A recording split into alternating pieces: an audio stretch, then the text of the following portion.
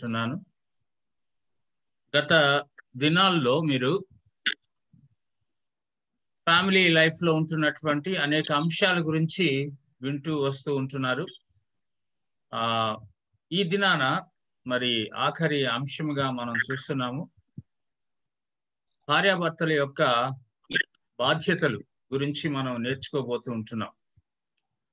క్రైస్తవ కుటుంబ జీవితంలో భార్యాభర్తలకు ఉండవలసినటువంటి బాధ్యతల గురించి మనము వాక్యపు వెలుగులో మనలను మనము పరిశీలించుకుంటూ ఉన్నట్లయితే చక్కని అవగాహన కలిగి మనము ఏ విధమైనటువంటి సమస్యలు వచ్చినా కానీ ప్రభు సన్నిధిలో వాటిని అధిగమించి మనము క్రైస్తవ జీవితం జీవించడానికి వీలవుతుంది. అందుకనే ఇలాంటి టీచింగ్స్ మనకి అవసరమై ఉంటున్నవి.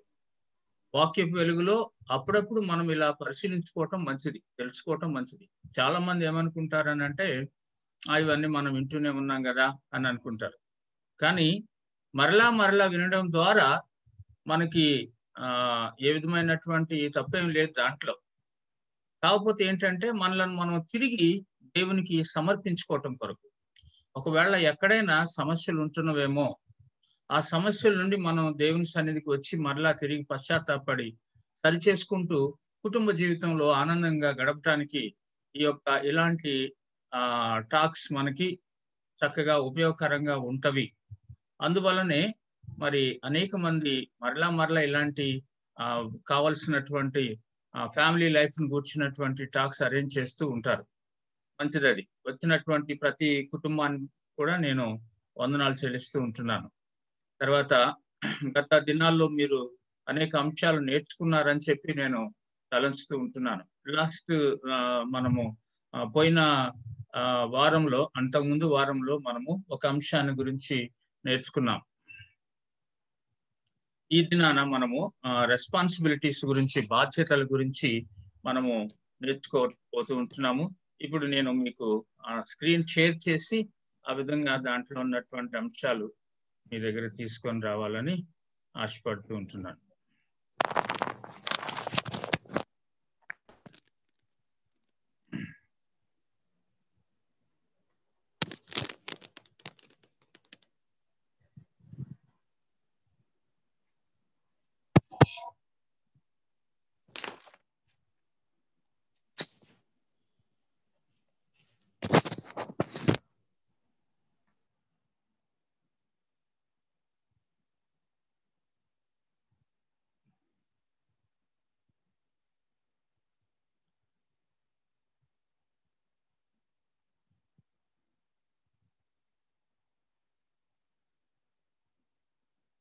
దయచేసి మీ మైక్స్ అన్ని కూడా మ్యూట్ లో పెట్టుకోండి.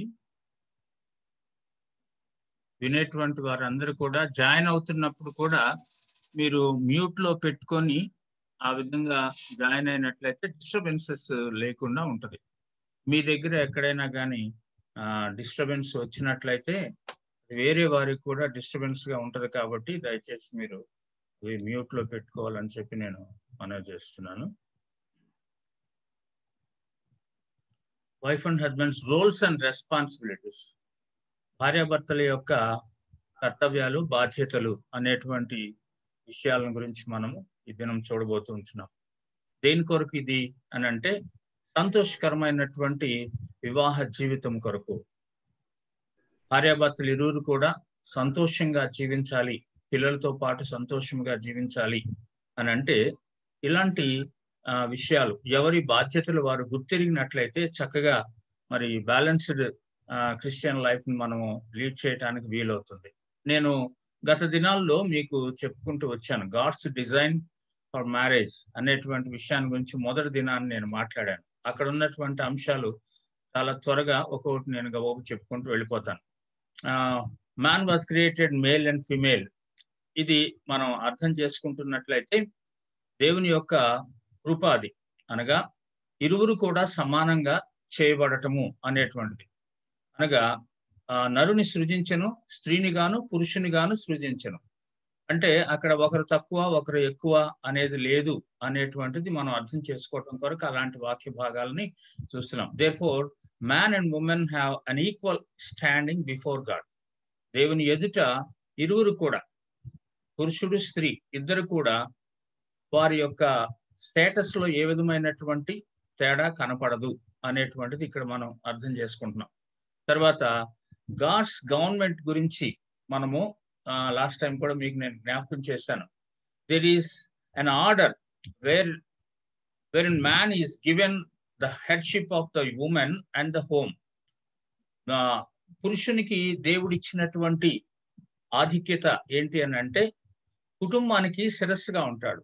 అదే సమయంలో మరి స్త్రీకి కూడా శిరస్సు పురుషుడే అనేటువంటిది మనం చదువుతాం. మీరు కొరింథీయులకు రాసిన పత్రిక మొదటి పత్రిక 11వ అధ్యాయం 3వ వచనం చదివితే అక్కడ స్త్రీకి శిరస్సు పురుషుడు అని రాయబడి ఉంటుంది.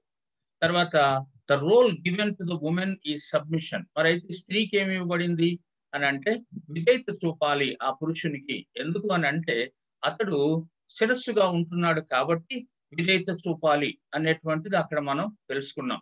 అందుకనే అక్కడ నేను చాలా రిఫరెన్సెస్ మీకు ఇచ్చాను. మీరు ఆ రిఫరెన్సెస్ అన్ని చదివితే మీకు ఏం అర్థమవుతుంది అంటే ఖచ్చితంగా విధేయత చూపవలసి ఉంటుంది స్త్రీ అనేటువంటిది అర్థమవుతా ఉంటది. కొరింథీయులకు రాసిన పత్రికలో మీరు 11వ అధ్యాయం 3వ వచనంలో, మొదటి పత్రిక 11:3లో మీరు గమనించినట్లయితే అక్కడ ఈ విషయాలు ఉంటాయి. ఏంటంటే పురుషునికి శిరస్సు క్రీస్తు, స్త్రీకి శిరస్సు పురుషుడు, పిల్లలందరూ కూడా ఈ విధంగా లోబడి ఉండాలి అనేటువంటిది అక్కడ వరుసగా మీరు చూడగలరు అన్నమాట. కాబట్టి యేసుక్రీస్తు ఎవరు అని అంటే the head, the husband, the lord of the family. కుటుంబానికి ఆయనే ప్రభువు, ఆయనే భర్త, ఆయనే శిరస్సు, ఇలాంటివి చూస్తున్నాం. అయితే the head of the wife ఎవరు? స్త్రీకి శిరస్సు ఎవరు అని అంటే హస్బెండ్. అదే సమయంలో కుటుంబానికి కూడా ఆయనే శిరస్సు. తర్వాత వైఫ్ యొక్క రోల్ ఏంటి అని అంటే సబ్మిషన్ టు ద హస్బెండ్. అంటే అక్కడ విధేయత చూపటము అని అంటున్నప్పుడు ఇంట్లో సేవకురాలుగా, సర్వెంట్గా, బానిసగా ఉండేటువంటి స్థితి కాదది విధేయత చూపటము అనేటువంటిది. బైబిల్ దాని గురించి మాట్లాడలేదు. హెల్ప్ మీట్ అని అన్నాం అంటే భర్తకు సహాయకురాలిగా ఉంటది, సాటి అయిన సహకారి అనేది మనం మొదటిగా చూస్తాం. కాబట్టి పిల్లలంతా ఎవరు ఏం చేయాలి అని అంటే తల్లిదండ్రులకు లోబడి ఉండవలసినటువంటి వారు పిల్లలు, వారి యొక్క రోల్ అన్నమాట. దీన్ని అర్థం చేసుకుందాం. మొదటిగా దేవుడు భర్తకి ఇచ్చినటువంటి బాధ్యతలు ఏంటి అనేది మీరు చూసినప్పుడు మొదటిగా నాయకుడై ఉండాలి అనేది ఇందాక మనం చదువుకున్నటువంటి విషయాలను బట్టి అర్థం చేసుకుంటున్నాం. అంటే నాయకుడు లీడర్ యొక్క క్వాలిటీస్ ఏంటి? అది కుటుంబానికి నాయకుడైన ప్రేమ కలిగినటువంటి వాడుగా ఉండాలి, దయ కలిగినటువంటి వాడుగా ఉండాలి, కనికరం కలిగినటువంటి వాడుగా ఉండాలి. ప్రేమ అనేటువంటి విషయాన్ని గురించి మనము జ్ఞాపకం చేసుకుంటూ ఉన్నట్లయితే దేవుని వాక్యంలో మీరు ఎఫెసీయులకు రాసినటువంటి పత్రికలో చూడండి. ఎఫెసీయులకు రాసిన పత్రిక 5వ అధ్యాయము, ఎఫెసీయులకు రాసిన పత్రిక 5వ అధ్యాయం. మనకందరికి తెలుసు, అక్కడ మనము చాలా సార్లు ఈ విషయాలు వింటూ ఉంటాం మన సంఘాల్లో, కానీ అవి గ్రహింపు లేకుండా జీవితాలను గడుపుతూ ఉంటాం. అందుకనే మరలా జ్ఞాపకం చేయబడతా ఉంటున్నాయి. మీరు అక్కడ చూసినట్లయితే స్త్రీకి, పురుషునికి పత్రికలో పౌలు రాస్తున్నటువంటి విధానం 22 నుంచి నేను చదువుతున్నాను. స్త్రీలారా ప్రభువునకు వలె మీ సొంత పురుషులకు లోబడి ఉండుడి. క్రీస్తు సంఘమునకు శిరస్సై ఉన్నలాగున పురుషుడు భార్యకు శిరస్సై ఉన్నాడు.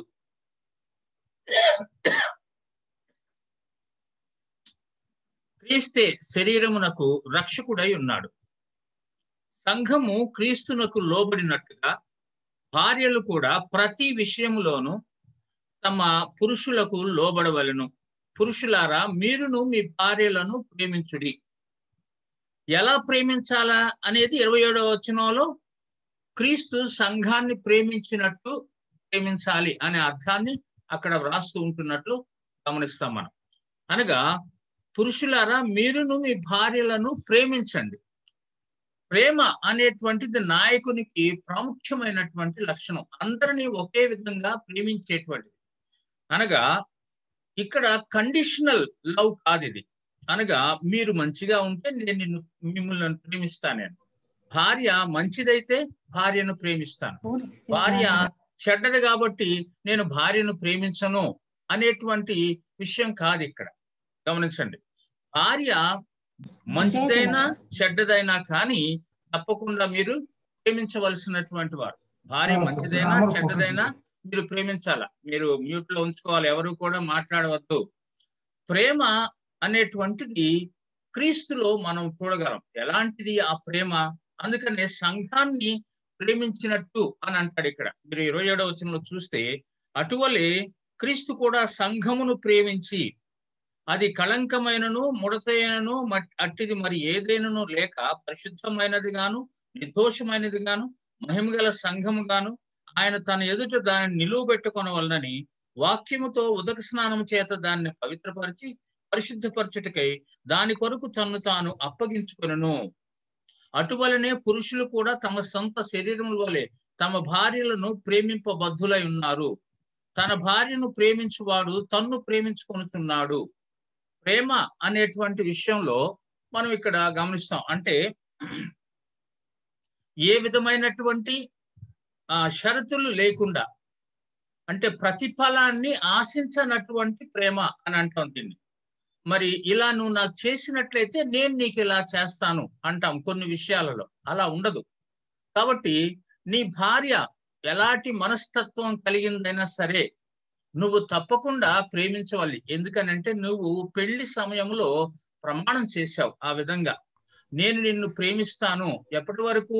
మరణం మనలను ఎడబాపు వరకు ప్రేమిస్తాను, మనము కలిసి ఉంటాము, మరణం మనలను ఎడబాపు వరకు అనేటువంటిది అక్కడ మనం గమనిస్తాం. కాబట్టి భార్య ఎడల ప్రేమ కలిగినటువంటి వాడుగా భర్త ఉంటున్నప్పుడు తప్పకుండా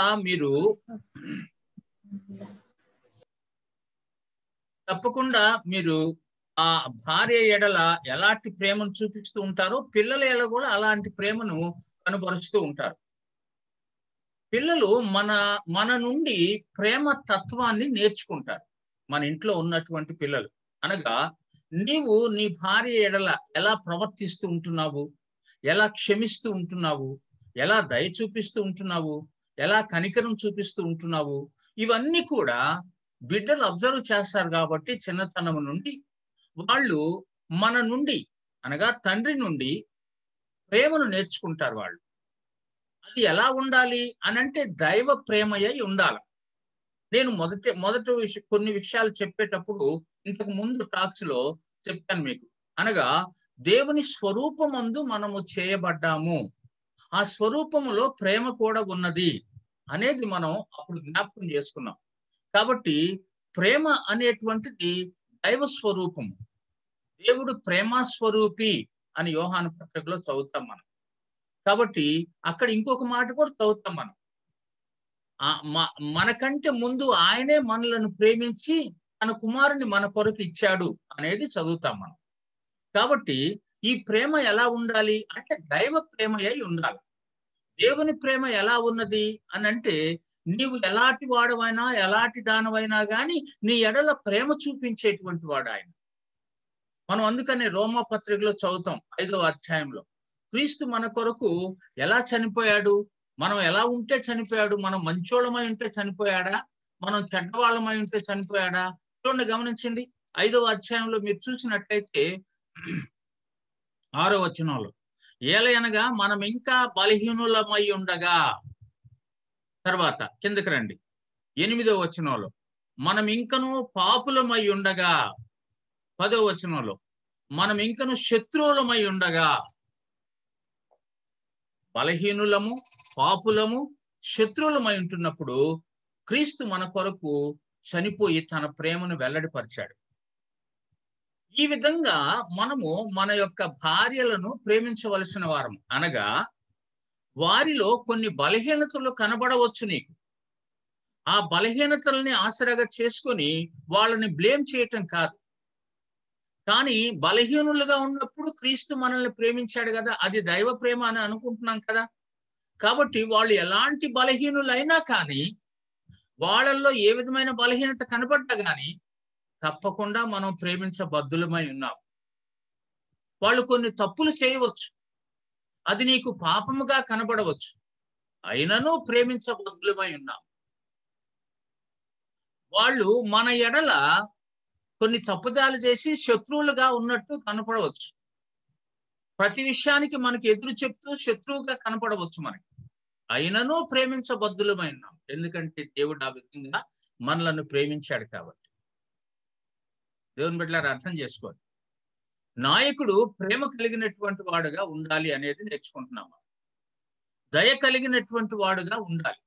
కష్టములో నష్టములో ఆమె బలహీనతల్లో మనము దయ కలిగి తనని దగ్గరికి తీసుకొని తనకు సహాయం చేయవలసినటువంటి వాడు, కనికరము చూపవలసినటువంటి వారు.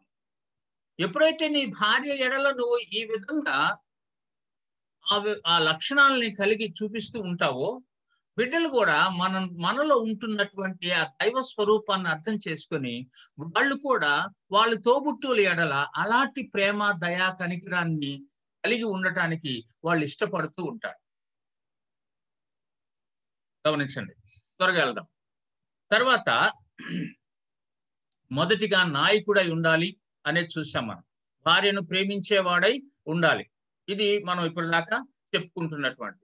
ఆత్మీయ విషయాల్లో భార్యను నడిపించాలి, ఇది చాలా ప్రాముఖ్యమైనటువంటి. అనగా ఒక్కొక్కసారి మనము కొన్ని తప్పిదాలు చేస్తూ ఉంటాం. మనం తను కూడా తప్పిదాలు చేస్తూ ఉంటది. ఒకరినొకరు బ్లేమ్ చేసుకోకూడదు. దైవవాక్యం దగ్గరికి వచ్చి ఒకరికొకరు ఆ తప్పిదాన్ని ఒప్పుకొని క్షమించమని దేవుని సన్నిధిలో అడగవలసి ఉంటున్నది. ఆత్మీయ విషయాల్లో భార్యను ఎలా నడిపించగలవు నువ్వు? ఒక్కొక్కసారి నీ యొక్క ఆత్మీయ స్టేట్ అంటే పరిధి కొద్ది ఎక్కువగా ఉండవచ్చు, నీ విశ్వాస పరిధి ఎక్కువగా ఉండవచ్చు. నువ్వు ఎప్పుడో రక్షింపబడి దేవునిలో చాలా విషయాలు నేర్చుకుంటూ వచ్చి ఉండవచ్చు.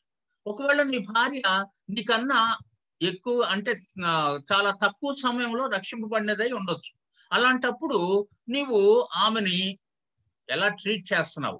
నీకు అసలు ఏం తెలియదు, బైబిల్లో అసలు జ్ఞానమే లేదు, నీకు అసలు ఏం మారుమనసు పొందావో ఏమో నువ్వు, ఇలాంటివన్నీ అంటా ఉంటాం చాలా సార్లు మనం వాళ్ళ యొక్క బిహేవియర్ని బట్టి. దాని వలన మీ ఇద్దరి మధ్య ఎడబాటు దూరం అవుతుందే కానీ దగ్గర కాదు. కాబట్టి ఆత్మీయ విషయాల్లో భార్యను ఎలా నడిపించాలి మనము? చూడండి, కొరింథీ రాసినటువంటి పత్రికలో మీరు గమనించండి, 14:35 వచనంలో చూడండి. 14:35 వచనం.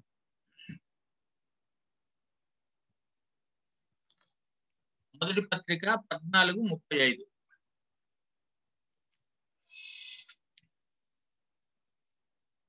మీరు ఎవరు తీయరు కదా? 14:35 నేను చదువుతున్నాను చూడండి.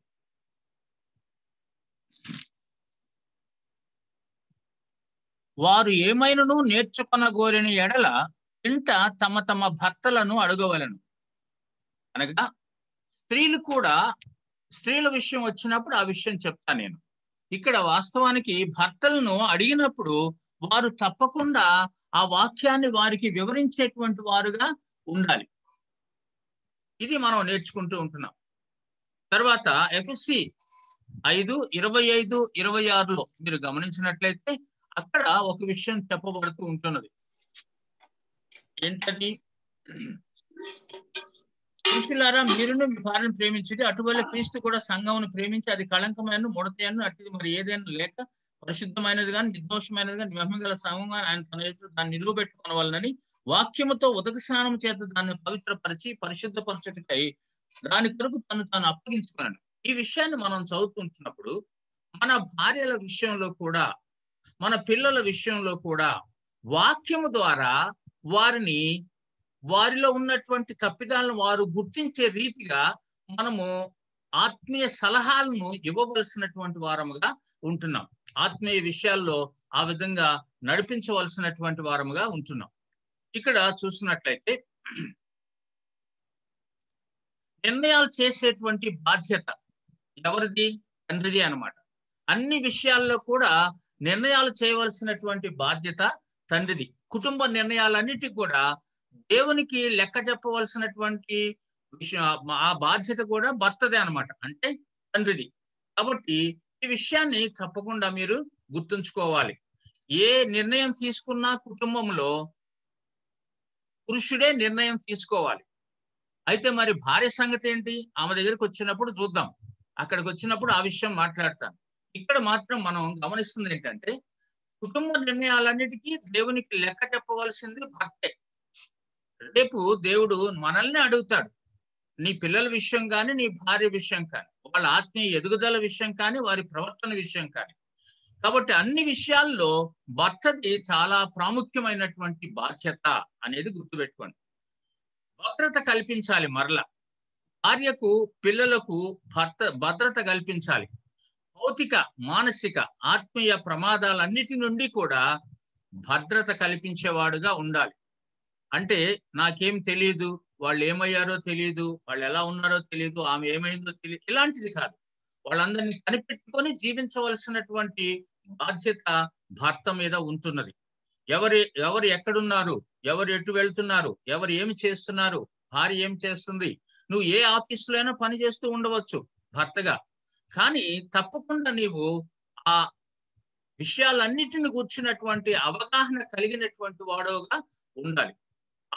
ఆ విధమైనటువంటి ప్రతి విషయానికి కూడా భద్రత నీదే అన్నమాట. నువ్వే చూసుకోవాల్సి ఉంటున్నది. ఇలాంటివి మనము అర్థం చేసుకోవడానికి ప్రయత్నం చేద్దాం. తర్వాత భార్యతో సమయం గడపవలసినటువంటి అవసరత ఉంటున్నది. ఎందుకనంటే నీవు పనిచేసేటువంటి వాడుగా ఉండవచ్చు, నువ్వు ఆఫీస్కి వెళ్ళేటువంటి వాడుగా ఉండవచ్చు, నీవు ప్రొద్దున లేస్తే సంపాదించేటువంటి వాడుగా ఉండవచ్చు. కానీ నీ యొక్క భార్యతో సమయం గడపాలి అనేటువంటిది మాత్రం మర్చిపోవద్దు. Office, news paper, TV, computer, స్నేహితులు, ఇవన్నీ కూడా మనం చూస్తూ ఉంటున్నప్పుడు మన భార్యాభర్తల యొక్క ప్రైవసీకి ఇవన్నీ కూడా వాళ్ళ ఎడబాటుకి కారణాలు కాకూడదు అనమాట. అనగా చాలా సార్లు మనము ఆఫీస్ టైం కాబట్టి ఇంట్లో సమయం ఎక్కువ గడపం, బయట ఎక్కువ సమయం గడుపుతాం. ఎవరైనా, ఏ ఉద్యోగస్తులైనా సరే, టీచర్స్ అయినా, లెక్చరర్స్ అయినా, మరి ఆఫీస్లో పనిచేస్తున్నటువంటి వాళ్ళైనా, మరి ఎవరైనా, ఏ విషయంకైనా కానీ అక్కడ ఇచ్చే సమయం అక్కడ ఇవ్వాలా, ఇంట్లో ఇచ్చే సమయము ఇంట్లో ఇవ్వాలి. తర్వాత చాలా మంది ఇంట్లో ఉన్నంతసేపు న్యూస్ పేపర్ చదువుతారు, లేకపోతే టీవీ పెట్టుకొని న్యూస్ వింటా ఉంటారు, లేకపోతే టీవీలో ఉన్నటువంటి డిస్కషన్స్, టీవీలో ఉంటున్నటువంటి ఆ కార్యక్రమాలు చూస్తూ ఉంటారు. లేదా ఇప్పుడు కంప్యూటర్స్ వచ్చేసినాయి, కంప్యూటర్స్ దగ్గర కూర్చొని నేను నా పని నేను చేసుకుంటున్నాను అని అనుకుంటాడు. తర్వాత ఇప్పుడు ఎక్కువగా సెల్ ఫోన్ వచ్చేసింది మనకి. ఈ సెల్ ఫోన్, ఈ యొక్క మొబైల్ మనల్ని చాలా దూరం చేస్తా ఉంది. ఇంట్లో ఉన్నంతసేపు మనం మొబైల్తోనే ఉంటాం కాబట్టి వారితో మాట్లాడేటువంటి సమయం ఉండదు. కాబట్టి దేనికి ఇవ్వాల్సినటువంటి సమయము దానికి ఇవ్వాలి. అంటే ఇక్కడ ఇవన్నీ మానేసేయమని కాదు నా ఉద్దేశం. Office, news paper, TV, computer, ఇవన్నీ మానేసేయమని కాదు. దీంతో సంబంధం లేదని కాదు, ఉంటది, వాటికి కూడా సమయం ఇవ్వాల్సి ఉంటుంది. అయితే కనీసము కొద్దిసేపు భార్యతో సమయం గడపవలసి. ఎందుకు అని అంటే తను చెప్పుకోవలసిన విషయాలు చాలా ఉంటాయి నీకు, బయట వాళ్ళకి ఎవరికి చెప్పలేదు. పిల్లల విషయాలు నీకు చెప్పాలనుకుంటది, నువ్వు సమయం ఇవ్వకపోతే చెప్పలేదు. కాబట్టి నువ్వు సమయం ఇస్తున్నావా లేదా అనేది నువ్వు ఆలోచించు. కూర్చొని చాలా ఓపెన్ మైండ్ తో మాట్లాడుకోవాల్సి ఉంటుంది ఇద్దరు కూడా. కాబట్టి సమయం గడపటము అనేటువంటిది అర్థం చేసుకోండి. కొంతమందికి ఇంట్లో అలాంటి ప్రైవసీ ఉండదు, అంటే ఏకాంతంగా ఉండి మాట్లాడుకునేటువంటి అలాంటి పరిస్థితి కనబడదు. మరి ఏం చేయాలి అని అంటే, ఏదో ఒక సమయాన్ని మీరు కేటాయించుకుని బయటకు వెళ్ళి ఒక అరగంట, ఒక గంట వాకింగ్ అని వెళ్ళినప్పుడైనా ఆ విషయాలన్నీ ఒకరితో ఒకరు షేర్ చేసుకోవటం మంచిది. ఇంట్లో ఉన్న విషయాలు కానీ, తనలో నేను అంటే ఇదివరకు కూడా చెప్పాను, స్త్రీలు ఎలా ఉంటారు అనేటువంటి విషయాల గురించి నేను లాస్ట్ టైం టాక్ లో చెప్పాను. కాబట్టి వాళ్ళ మనస్సును మనం అర్థం చేసుకొని మనము వాళ్ళకి తగిన రీతిగా ఆ విషయాలను రాబట్టుకోవటం కొరకు వాళ్ళు మనతో చెప్పేటట్టు చూసుకోవాల్సిన బాధ్యత ఉన్నది మనకి. అవన్నీ సరిచేసుకోవాల్సినటువంటి బాధ్యత ఉన్నది. ఒకవేళ ఆమె మనతో చెప్పుకోలేకపోతే అవి తనలోనే ఉంటవి. ఆ తర్వాత చాలా ఎడబాటు వస్తది భార్యకు, భర్తకు. అంటే ఏ విషయంలో అయినా ఇన్‌లాస్ విషయంలో కానీ, పిల్లల విషయంలో కానీ, ఇంకెవరి విషయంలో అయినా సరే నీతో కొన్ని విషయాలు షేర్ చేసుకోవాలనుకుంటది. తన అభిప్రాయాలు నీతో షేర్ చేసుకోవటం తప్పు కాదు. ఎవరి గురించైనా తన అభిప్రాయం చెప్తున్నప్పుడు మనము ప్రేమపూర్వకంగా ఆ అభిప్రాయాలను తీసుకోవాలి. అంతేగాని చెప్పక ముందే మొదలు పెట్టడంతోనే నువ్వు తప్పుగా అర్థం చేసుకునేటువంటి విషయం చేయకూడదు. ఇలాంటివి భార్యతో సమయం గడిపినప్పుడు నీకు అర్థమవుతా ఉంటది. తర్వాత ఆమెను గౌరవించాలి. ఇంట, బయట. గౌరవించటం అంటే చాలా మందికి తెలియదు అస్సలు. భార్యను గౌరవించటం అంటే ఏదో నెత్తిన కూర్చోబెట్టుకోమంటావా అని అంటారు కొంతమంది. అని కాదు. ఇక్కడ మనం అర్థం చేసుకుంటున్నటువంటి విషయం ఏంటంటే, ఇంటిలో భార్యను ప్రతి విషయంలో కూడా గౌరవంగా మాట్లాడటం, గౌరవంగా ఆమె చెప్పేటువంటి విషయాలను తీసుకోవటము, ఇలాంటివన్నీ కూడా మనము చూడాలి. అనగా మర్యాదతో మాట్లాడాలి. ఆమెతో మాట్లాడుతున్నప్పుడు. మనము చదువులు రానటువంటి వాళ్ళం కాదు. చదువుకున్నటువంటి వారమే. ఒకవేళ చదువు లేకపోయినా అగౌరవంగా మాట్లాడటం అనేది మంచిది కాదు. కాబట్టి తప్పకుండా ఇంటిలో నీవు ప్రవర్తించే విధానం, ఆమెతో నువ్వు ప్రవర్తించే విధానము బిడ్డలు గమనిస్తూ ఉంటారు కాబట్టి, మా అమ్మని మా నాయన ఎలా పిలిచేవాడు, ఎలా గౌరవించేవాడు, అమ్మని ఏ విధంగా చూసుకునేవాడు, ఆమె మాటలను ఎలా గౌరవించేవాడు, ఇవన్నీ పిల్లలు గమనిస్తూ ఉంటారు. రేపు వాళ్ళ కుటుంబాల్లో మనల్ని మాదిరిగా పెట్టుకుని వాళ్ళు చూసుకోవాల్సిన అవసరం ఉంటున్నది. కాబట్టి ఇంటిలో ఆ విధమైనటువంటి గౌరవం ఉంటున్నప్పుడు బయటికి వెళ్ళినప్పుడు కూడా ఆ గౌరవాన్ని మనం పాటిస్తాం. ఏదైనా ఫంక్షన్స్‌కి వెళ్ళామనుకోండి, బజారు వెళ్ళామనుకోండి, బజారులో ఏదైనా భేదాభిప్రాయాలు వచ్చినాయి అనుకోండి, కొంతమంది అక్కడే భయంకరంగా మాట్లాడేస్తారు. రీసెంట్‌గా ఎవడో ఒక వీడియో పెట్టాడు ఫేస్‌బుక్‌లో. ఏమిటా వీడియో అనంటే, వాడు తన భార్యను తను మోటార్ సైకిల్ మీద వెళ్తా ఉన్నారు. పోలీస్ వాడు ఆపాడన్నమాట. ఇతనికేమో హెల్మెట్ ఉన్నది. ఆమెకేమో ఏదీ లేదు. మాస్క్ పెట్టుకోలేదంట. పోలీస్ వాడు ఆపి వెళ్తా ఉండేసరికల్లా భర్త భార్యని అక్కడే పోలీసోళ్ళ ముందే బజార్‌లోనే కొట్టేస్తా ఉన్నాడు. ఎందుకంటే నువ్వు ఆ మాస్క్ పెట్టుకోలేదు కాబట్టి వీడు ఆపాడు మనల్ని. బజార్‌లో ఈ విధంగా ఏంటిది? వాడు ఆపటం ఏంటి మనల్ని? అనేటువంటి ఉద్దేశంతో వాడు ఆ విధంగా బిహేవ్ చేస్తున్నట్టు గమనిస్తాం. చాలా మంది క్రైస్తవ గృహాల్లో ఉంటున్నటువంటి వారు కూడా, క్రైస్తవులుగా ఉంటున్నటువంటి వారు కూడా ఇలా బిహేవ్ చేస్తారు. బజార్‌లో అమర్యాదగా మాట్లాడటము, షాపుల్లో అమర్యాదగా మాట్లాడటము, విసుక్కోవటము, ఇలాంటివి ఉండకూడదు. గమనించండి దేవుని బిడ్డలారా. ఇవి చాలా చిన్న విషయాలే నేను మాట్లాడుతుంది. కానీ అవి మన జీవితంలో పెద్ద ఎడబాటును తెచ్చేవిగా ఉంటవి. కాబట్టి ఇంట బయట గౌరవించి మాట్లాడటమే కాదు, గౌరవముతో ఆమెతో మెలగటము అనేటువంటిది మీరు నేర్చుకోవటం మంచిదన్నమాట. అందుకనే పేతురు 3వ అధ్యాయం 7వ వచనంలో ఏమంటాడు? బలహీన ఘటమని ఆమెని గౌరవించాలి. ఆమెతో మీరు కాపురం చేసే వరకు జాగ్రత్తగా కాపురం చేయాలి. ఇలాంటి మాటలన్నీ వాడబడ్డాయి. కాబట్టి ఈ విషయాలు మీ మనసులో పెట్టుకోవాలని నేను కోరుతున్నాను. తర్వాత ఆమెను పోషించి సంరక్షించాలి. పోషించి సంరక్షించాలి. అంటే అర్థం ఏంటి? ప్రతి అవసరతను తీర్చవలసిన బాధ్యత భర్తదే. ఆమెకు కావాల్సినటువంటి ప్రతి అవసరత. వివాహమైన తరువాత తల్లిదండ్రులతో సంబంధం లేదని ఇదివరకు నేను చెప్పాను మీకు. కాబట్టి ఆమెకు కావాల్సినటువంటివి ఎవరిని అడగదు, నిన్నే అడుగుద్ది. చాలా మంది స్త్రీలు ఉద్యోగాలు చేసుకుంటూ ఉంటారు. కానీ వాళ్ళ ఉద్యోగాల జీతము భర్తకే తెలుసు. వాళ్ళకి తెలీదు అన్నట్టు ఉంటది. ఎందుకంటే బ్యాంకు పాస్‌బుక్ గాని, లేకపోతే ఆ ఏటీఎం కార్డ్ గాని భర్త దగ్గరే ఉంటుందన్నమాట. ఖర్చు పెట్టేదంతా ఆయనే అన్నమాట. ఆమెకి ఎంతొస్తుందో తెలీదంటది ఒక్కోసారి. అది చాలా తప్పు విషయం.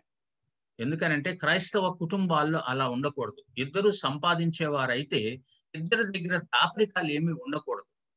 ఆమెను నువ్వు పోషించాలి అనంటే నీవు ఆమెకు వచ్చే ఆదాయం అంతా నువ్వు వాడినా కానీ నువ్వు చెప్పవలసి ఉంటున్నది. ఇద్దరు కలిసి డిస్కస్ చేసుకోవలసి ఉంటుంది అన్నమాట. ఈ సంరక్షణ అనేటువంటిది తప్పకుండా ఇద్దరి మధ్యలో ఏ విధమైనటువంటి దాపరికాలు లేకుండా ఉంటేనే ఉంటది. శారీరక, మానసిక, ఆర్థిక అవసరతలు సమకూర్చవలసి ఉంటుంది అన్నమాట. శారీరక అవసరతలు అంటే ఒకవేళ తనకి చెప్పుకోలేనటువంటి అనారోగ్యత ఏదైనా ఉన్నట్లయితే నువ్వు నీ దగ్గర తనకున్నటువంటి ఆ చొరవను బట్టి ఈజీగా చెప్పగలిగి ఉండాలి. కొంతమంది భర్తకు భయపడిపోయి చెప్పరు కూడా. అలాంటి పరిస్థితులు ఉండకూడదు. చాలా ఆ ఫ్రీనెస్, ఆ ఫ్రీడమ్ ఉండాలి. చెప్పుకునేటువంటి ఆ ఫ్రీడమ్ ఉండాలన్నమాట. శారీరక, మానసికమైనటువంటి పరిస్థితులు ఒక్కొక్కసారి మరి తన యొక్క మానసిక స్థితి వేరేగా ఉండవచ్చు. దాన్ని అర్థం చేసుకోవాలి. అప్పుడు తనతో సరిగా బిహేవ్ చేయటం ఉంటుంది. తర్వాత ఆర్థిక అవసరతలు. చాలాసార్లు నా భార్య అంటది, జీతం రావటంతోనే నాకు ఒక 500 ఇవ్వయా, నా ఖర్చులు నేను వాడుకుంటా ఉంటాను కదా, చిన్నదానికి కూడా ఊరక నిన్ను అడుగుతా ఉండాలి నేను అంటది. నిజమే. కాబట్టి మనము ప్రతిసారి వాళ్ళ ఖర్చుల కొరకు వాళ్ళని తప్పకుండా మనము చూడవలసిన బాధ్యత ఉన్నది మనకి. మనం ఏదైనా ఇవ్వాలి వాళ్ళకి, కొంత ఇచ్చి మీరు వాడుకుంటా ఉండండి అని చెప్పవలసిన బాధ్యత ఉంది. ఆర్థిక అవసరతలు మనం సమకూర్చవలసి ఉంటుంది. శారీరక, మానసిక, ఆర్థిక అవసరతలు. కాబట్టి గమనించండి, తప్పులను మన్నించగలిగాలి. అనగా తప్పులు చేయటం మానవ సహజ లక్షణం. మనం కూడా చాలాసార్లు తప్పులు చేస్తాం. మనం వాటిని మన్నించవలసి ఉంటుంది, అనగా క్షమించాలన్నమాట. ఆమెకు స్వాతంత్రం ఇవ్వాలి. అనగా ప్రతి విషయంలో కూడా నిర్ణయాలు తీసుకునేటువంటి స్వాతంత్రం ఇవ్వాలి ఆమెకు. ఒకవేళ ఏదైనా తప్పుగా నిర్ణయం తీసుకున్నట్లయితే దాన్ని సరిచేయాలి. మనం ముందుగానే మనం ఇన్స్ట్రక్షన్స్ ఇవ్వాలన్నమాట. కాబట్టి భర్తది చాలా ప్రాముఖ్యమైనటువంటి పాత్ర ఇక్కడ మనం చూస్తున్నాం. తప్పులను మన్నించగలిగితే ఎప్పుడూ సంతోషంగానే ఉంటాం మనం. ఎదుటి వ్యక్తి ఏదైనా తప్పు చేయవచ్చు, అనగా మన మీద ఒకవేళ కోప్పడవచ్చు. భర్త మీద భార్య కొన్నిసార్లు కోప్పడుతుంది. అలాంటప్పుడు మనము నువ్వు బైబిల్లో ఉన్న రీతిగా జీవించట్లేదు, నువ్వు అవిశ్వాసిగా మాట్లాడుతున్నావు అని ఇట్లాంటి మనసు కష్టపెట్టేటువంటి మాటలు పలుకుతా ఉంటాం మనం భర్తగా. అలాంటి మనం ఎప్పుడు కూడా మాట్లాడకూడదు. ఎందుకంటే ఆమె చేసిన తప్పే నువ్వు కూడా చేస్తూ ఉంటావు. చాలా మంది విశ్వాసులై ఉండి కూడా భార్యల్ని కొట్టేటువంటి వారు ఉన్నారు. అనగా ఎదురు తిరుగుతుంది అని కొట్టేవారు ఉన్నారు. కాబట్టి విశ్వాసులు కొట్టుకోరు, విశ్వాసులు ఎదురు తిరగరు. ఇవన్నీ కూడా మనము మనసులో పెట్టుకోవాలి. దేవుని బిడ్డలైనటువంటి వారు కోపం రాదా? వస్తుంది. కోపపడుడి కానీ పాపం చేయకుడి అని దేవుని వాక్యంలో ఉన్నది. కోపం రాకుండా ఉండదు, సహజం అది. అయితే పాపం చేయకుండా ఉండాలి. చాలాసార్లు కోపం వచ్చినప్పుడు మనం ఎదుటి వ్యక్తిని మరి అసలు లేకుండా పోతే బాగుండేది, నువ్వు చచ్చిపోతే బాగుండు అని ఇలాంటి మాటలు వస్తూ ఉంటాయి. నువ్వు అసలు లేకుండా ఉంటే హాయిగా ఉండేది, అసలు నిన్ను పెళ్లి చేసుకోకపోతే నాకు గొడవ లేకుండా పోయేది. ఇట్లాంటివన్నీ మనసు కష్టపెట్టేటువంటి మాటలు. దయచేసి అలాంటి ఎప్పుడు మాట్లాడదు. తప్పులను మన్నించగలగాలి అనే దానికి చెప్తున్నా నేను. అనగా క్షమించే గుణం ఉండాలి. మనము ఒకవేళ ఉదయకాల సమయంలో కొంతమంది ఉదయం లేవటమే కొద్దిగా వాదోపవాదాలతో లేస్తారు. అలాంటప్పుడు మరలా సాయంకాలం మనము బెడ్ మీదకి వెళ్ళే సమయం లోపు ఒకరికొకరు క్షమించుకోవాలి, ఒకరికొకరు దగ్గరగా ఉండాలి, ఒకరినొకరు మరి మరలా ఆ తప్పిదాలు ఏమీ లేవు మన మధ్యలో అనే రీతిగా ఉండాలి. అలా చేయకపోతే క్రైస్తవ కుటుంబ జీవితంలో ఆనందం ఉండదు. గమనించండి దేవుని బిడ్డలారా. ఆమెకు స్వతంత్రం ఇవ్వాలి అని అంటే ఇష్టానుసారంగా ఏ పని పడితే ఆ పని చేస్తుందని కాదు ఇక్కడ ఉద్దేశం. నీ గైడెన్స్ లో ఆమె అన్ని పనులు చేసేటట్లు ఆమెకి స్వాతంత్రం ఇవ్వాలి. గమనించండి, ఆదాముకి దేవుడు స్వాతంత్రాన్ని ఇచ్చాడు. అనగా నీ ఇష్టం అన్నాడు, ఇది చెయ్యొద్దు అని చెప్పాడు. అది చేస్తున్నప్పుడు వెళ్ళిపోయి దేవుడు ఎందుకు చేస్తున్నావు నువ్వు అని అడగల.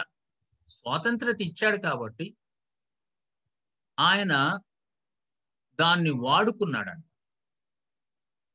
దేవుడు ఎప్పుడు కూడా వాడుకోవద్దు అనడు. మంచి చెడు దేవుడు తెలియజేసినప్పుడు నువ్వు నిర్ణయం తీసుకునేది నీదే అన్నమాట. కాబట్టి ఆమె ఏ నిర్ణయం తీసుకుంటది అనేది నీవు ముందే గైడెన్స్ ఇవ్వుతాను. ఎలా ఉండాలి అనేటువంటిది నీ గైడెన్స్ లో వాళ్ళు నిర్ణయాలు తీసుకుంటా ఉంటారు. కాబట్టి ఏదైనా నన్ను అడిగే చేయాలి, నీవు నీ సొంతగా నువ్వేం చేయకూడదు అని అనకూడదు ఎప్పుడు కూడా. ఇద్దరు కలిసి మాట్లాడుకుంటూ చేయవలసి ఉంటుందని. కాబట్టి గమనించండి, ఇంతవరకు మనము భర్త విషయాలు మనం చూసాం. ఇక్కడ ఒక దైవజనుడు ఇచ్చినటువంటి విషయాలు మీకు ముందు తీసుకొని వస్తున్నా. టుగెదర్ ఫర్ ఎవర్, ఇద్దరు కలిసి ఉండటం, ఎప్పటికైనా ఇద్దరు కలిసి ఉండటం. వార్నింగ్ టు ఆల్ హస్బెండ్స్, మల్లాఖీలో ఉన్న విషయము, పీటర్లో ఉన్నటువంటి విషయం. Your wife holds the keys, నీ యొక్క భార్య టు యువర్ ఆన్సర్డ్ ప్రేయర్స్, నీ యొక్క ప్రార్థనలకి జవాబులు రావాలి అని అంటే నీ యొక్క భార్య చేతిలో దానికి సంబంధించినటువంటి తాళాలు ఉన్నాయంట. If you are not treating your wife with honour and respect, నువ్వు ఒకవేళ నీ భార్యని గౌరవించకపోయినట్లయితే all your teaching and praying is in vain, అదంతా వ్యర్థం అన్నమాట. Your wife's tears are blocking the Lord's ears. Your wife's tears are blocking the Lord's ears. నీ యొక్క భార్య కళ్ళ నీరు ప్రభు యొక్క చెవులు నీ ప్రార్థన విననీయకుండా మూసివేస్తాయంట. దీన్ని అర్థం చేసుకోండి. కాబట్టి భార్యని ఎప్పుడు కూడా సంతోష పెట్టేటువంటి వాడవగా ఉండు అని. Marriage flourishes when the couple works together as a team. ఎప్పుడు వివాహము అన్ని విషయాలలో కూడా అభివృద్ధి చెందుతుంది అని అంటే ఇద్దరు కలిసి ఒక టీమ్ గా పనిచేసినట్లయితే అలా ఉంటది. when both husband and wife decide that winning together is more important than keeping score. చాలా సార్లు మనం ఏం చేస్తామనంటే నీకు ఎన్ని పాయింట్స్ వచ్చినాయి, నాకు ఎన్ని పాయింట్స్ వచ్చినాయి, నువ్వెన్నిసార్లు ఇలా చేశావు, నేనెన్నిసార్లు ఇలా చేశాను, నువ్వు ఇదివరకు నన్ను ఎన్నిసార్లు అన్నావు, నేను ఎన్నిసార్లు అన్నాను, ఇట్లా లెక్క పెట్టుకుంటా ఉంటాం అన్నమాట. Winnowing together is important. ఇద్దరము ఎన్నిసార్లు ఓడిపోయాము, ఇద్దరము ఎన్నిసార్లు గెలిచామని పాయింట్స్ వేసుకోవటం కాదు ఇక్కడ కావాల్సింది. ఇద్దరము కూడా గెలవటం అనేటువంటిది ప్రాముఖ్యం. That winning together is more important than keeping score. Points వేసుకోవటం కాదు ఇక్కడ. ఇది దయచేసి అర్థం చేసుకోండి. A real man never hurts a women.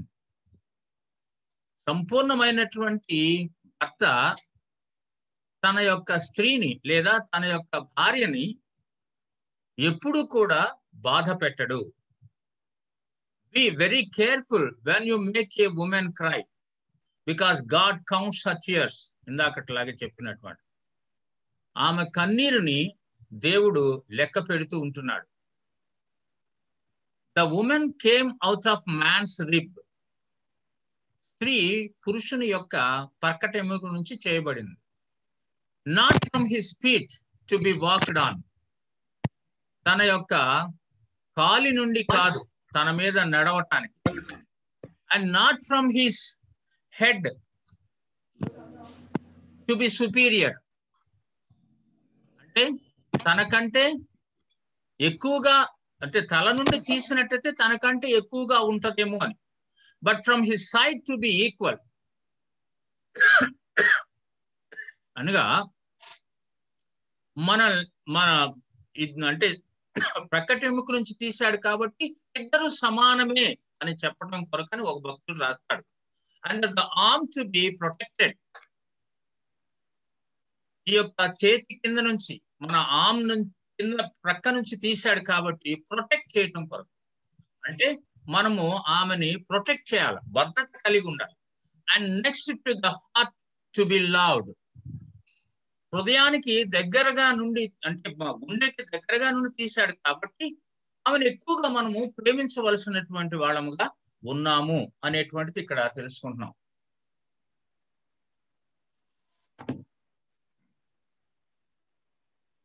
Then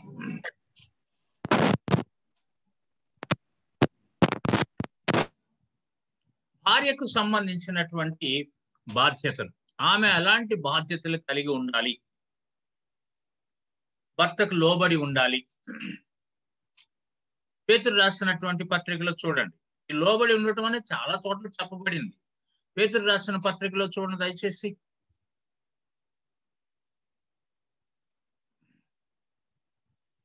మూడో అధ్యాయం మొదటి వచనం.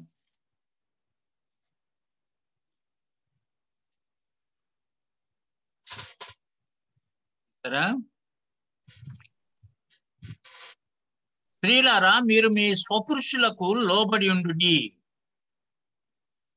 మీ స్వపురుషులకు లోబడి ఉండండి అనేటువంటిది చాలా సార్లు చెప్పబడింది న్యూ టెస్ట్మెంట్ లో, పత్రికల్లో. స్వపురుషులకు లోబడి ఉండాలి అనేటువంటిది. ఇది దేనితో పోల్చారు అంటే 5వ వచనంలో చూడండి. పూర్వము దేవుని ఆశ్రయించిన పరిశుద్ధ స్త్రీలను తమ స్వపురుషులకు లోబడి ఉండుట చేత తమ్మును తాము అలంకరించుకొనిరి. ఇది అలంకరణకు సంబంధించినటువంటిది. లోబడి ఉండటం అనేటువంటిది ఈ స్త్రీకి అలంకరణ అంట. మనము ఒకవేళ ఏదైనా కొన్ని బంగారపు వస్తువులతో కానీ, వెండి వస్తువులతో కానీ, వస్త్రాలతో కానీ మనలను మనం అలంకరించుకున్నట్లయితే మన యొక్క అలంకరణ బయటికి కనిపిస్తూ ఉంటది. తర్వాత మనము ఎంత అందంగా ఉన్నామో అని చూపించుకోవటానికి కనిపిస్తుంది. అయితే లోబడి ఉండటం అనేటువంటిది ఇక్కడ దానితో పోల్స్తూ ఉన్నాడు చూస్తున్నాం మనం. అనగా బయటికి ఏం కనపడాలా? భర్తకు లోబడి ఉండటము. ఇది అలంకరణతో కూడినటువంటి. కాబట్టి దేవుని బిడ్డలారా, స్త్రీలారా, వింటున్నటువంటి వారు ఎవరైనా సరే, మీరు మీ భర్తలకు లోబడి ఉంటున్నారా లేదా అనేటువంటిది మీరు ఆలోచించండి. చాలా మంది లోబడి ఉండటం లేదు అనేటువంటిది చాలా చోట్ల గమనిస్తూ ఉంటున్నాం. ఎందుకు అని అంటే ఈ దినాల్లో ఉన్నటువంటి సైకాలజీని మనం గమనిస్తూ ఉంటున్నట్లయితే పురుషుని కంటే స్త్రీ ఏం తక్కువని, ఎందుకు లోబడి ఉండాలా, నువ్వు ఏదన్నా అంటే మేము పడి ఉండాలా అనేటువంటిది వస్తుంది అన్నమాట.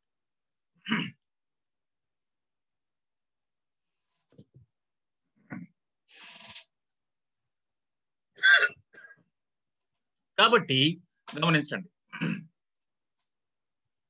లోబడి ఉండటం అనేటువంటిది అలంకారము నీకు. అది అనేక మంది దేవుని బిడ్డలు కూడా అలంకరించుకున్నారు ఆ విధంగా అని చెప్పబడ్డది. అంతేకాదు, లోబడి ఉండటం అంటే ఇక్కడ మీరు ఏదో బానిసలు అయిపోయాం వీళ్ళకి అనేది కాదు. పురుషులు కూడా అలా చూడకూడదు. స్త్రీ లోబడటము అంటే బానిసగా ఉండిపోవటం అని కదా. నా కాళ్ళ కింద పడి ఉండాలి, నా కాళ్ళ దగ్గర పడి ఉండాలి, నేను ఏది చెప్తే అది చెయ్యాలి. ఇలాంటిది క్రైస్తవ కుటుంబాల్లో కూడా గమనిస్తున్నాం మేము. చాలా దుర్మార్గం. విశ్వాసులైనటువంటి భార్యాభర్తలు కూడా అలా బిహేవ్ చేస్తా ఉన్నారు. అది చాలా తప్పు. దేవుని వాక్యానికి విరుద్ధంగా మీరు జీవిస్తున్నారు అనేది గుర్తుపెట్టుకోండి. మీరు వాక్యంలో చదివినట్లయితే లోబడి ఉండటము అనేటువంటిది కొంతమంది అడుగుతా ఉంటారు, అయ్యా ఏ ఏ విషయాల్లో లోబడాలి, మేము ఎందుకు లోబడాలి అసలు వాళ్ళకి? చాలా మంది వాళ్ళు మా మీద పెత్తనం చెలాయిస్తా ఉన్నారు కాబట్టి మేము ఎందుకు లోబడాలా అని అంటున్నారు. వాక్యంలో ఏముంది? ఇందాక మనం ఎఫెసీయులకు రాసినటువంటి పత్రిక 5వ అధ్యాయంలో మీరు చదివినప్పుడు, స్త్రీలారా మీరు సంఘము ఏ విధంగా క్రీస్తుకు లోబడి ఉంటుందో అదే విధంగా మీ పురుషులకు లోబడి ఉండండి. మీరు ఎలాగా? ప్రతి విషయంలో అని అంటాడు.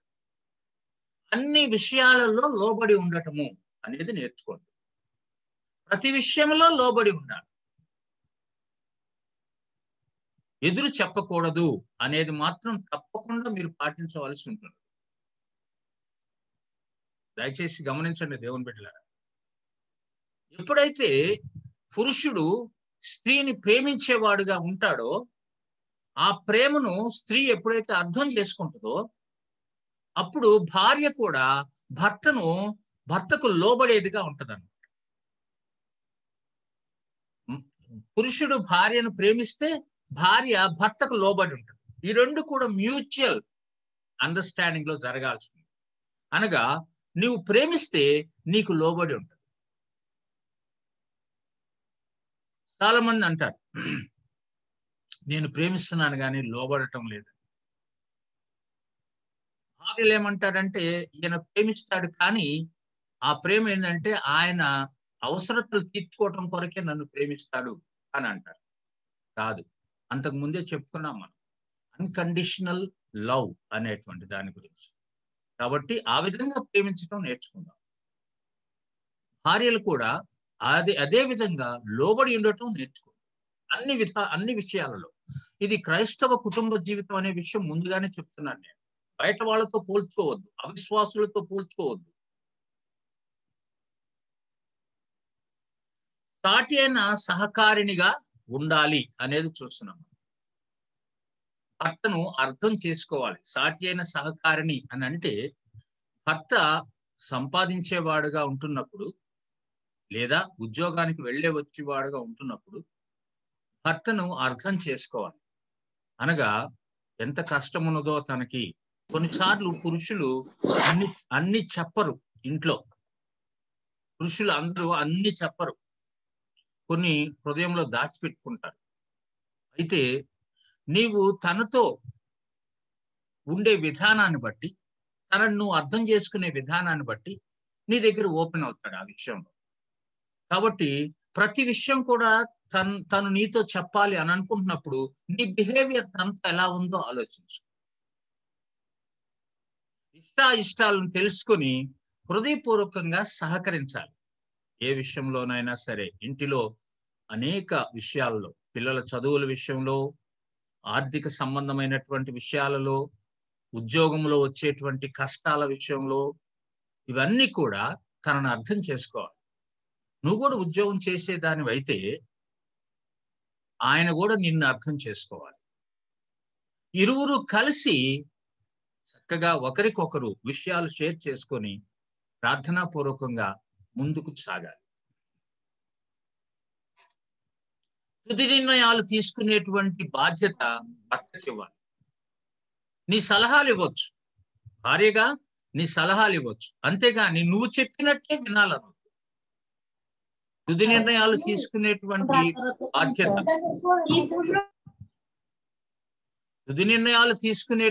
బాధ్యత భర్తకి ఇచ్చేసేయండి. అంటే నా సలహా ఇది, మీరు ఎలా తీసుకుంటే అలా మంచిది. ప్రార్థన చేద్దాం ఆ విషయంలో. పిల్లల విషయంలో కూడా నేను అన్మ్యూట్ చేస్తా ఉంటే కొంతమంది, నేను మ్యూట్ చేస్తా ఉంటే కొంతమంది అన్మ్యూట్ చేసుకుంటున్నారు. దయచేసి మీరు అన్మ్యూట్ చేయవద్దు.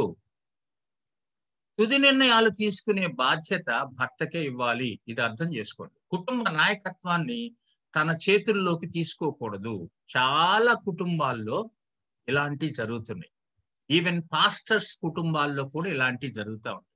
పాస్టర్ గారు పొలేరమంట బైబిల్ పట్టుకొని ఊరమ్మడి పడి వెళ్ళిపోతా ఉంటాడు. అక్కడ మీటింగ్, ఇక్కడ మీటింగ్, ఆ మీటింగ్, ఈ మీటింగ్ అని మొత్తం తిరుగుతూ ఉంటాడు. అమ్మగారే మొత్తం చూసుకోవాలి ఇల్లంతా కూడా.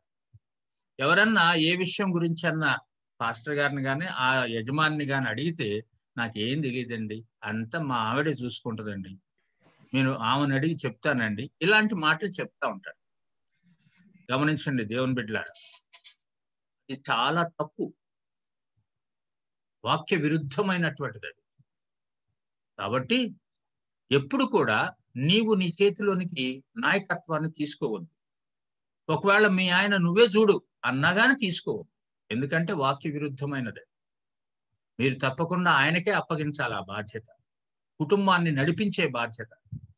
చాలా మంది ఇంట్లో కుటుంబాన్ని నడిపిస్తూ ఉంటారు, ఆడవాళ్ళే నడిపిస్తారు, వాళ్లే బజారు పోయి వస్తుంటారు, వాళ్లే అన్ని తీసుకొని వస్తూ ఉంటారు. అంటే సహాయపడటం తప్పంటలేదు, నేను బజారు పోవటం తప్పంటలేదు, కానీ మొత్తం వాళ్ళ చేతుల్లోనే నడిపిస్తుంటారు. ఎంతవరకు సమంజసం? అది వాక్యానికి విరుద్ధం కదా. కుటుంబానికి శిరస్సుగా ఉంటున్నటువంటి వాడు ఏమి చేయకుండా ఉన్నట్లయితే అది వాక్యానికి విరుద్ధం కదా. నాయకుడిగా ఉండవలసిన వాడు నాయకుడిగా ఉండకుండా వేరే వాళ్ళకి నాయకత్వం అప్పగిస్తే స్త్రీకి నాయకత్వం అప్పగించకూడదు కదా. అందుకనే స్త్రీలు ఏదైనా తెలుసుకోవాలనుకుంటే భర్తలను అడిగి తెలుసుకోవాలని కొరింథీ పత్రికలో చదువుతున్నాం కదా.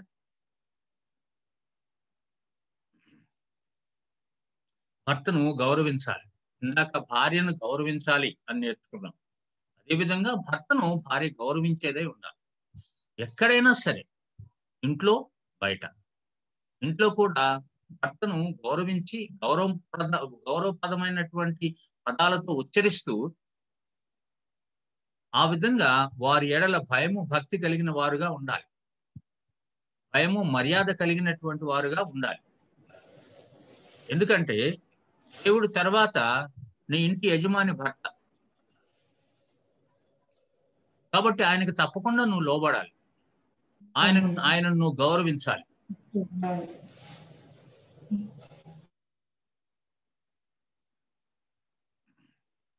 భయము మర్యాద కలిగి ఉండాలి. ఇవి నేర్చుకోండి. తప్పకుండా భర్త ఎడల భయం కలిగి ఉండాలి. అంటే ఏదో కోపపడతాడు, తంతాడు, లేకపోతే అది చేస్తాడు, అది కాదు భయం. ప్రేమ వలన వచ్చేటువంటి భయం ఉండాలి. ఆ విధంగా భర్త ప్రేమించాలి. ఆ విధంగా భార్య ఆయన ఎడల భయం కలిగి ఉండాలి. తర్వాత లోపాలు ఎంచుతూ విమర్శించకూడదు.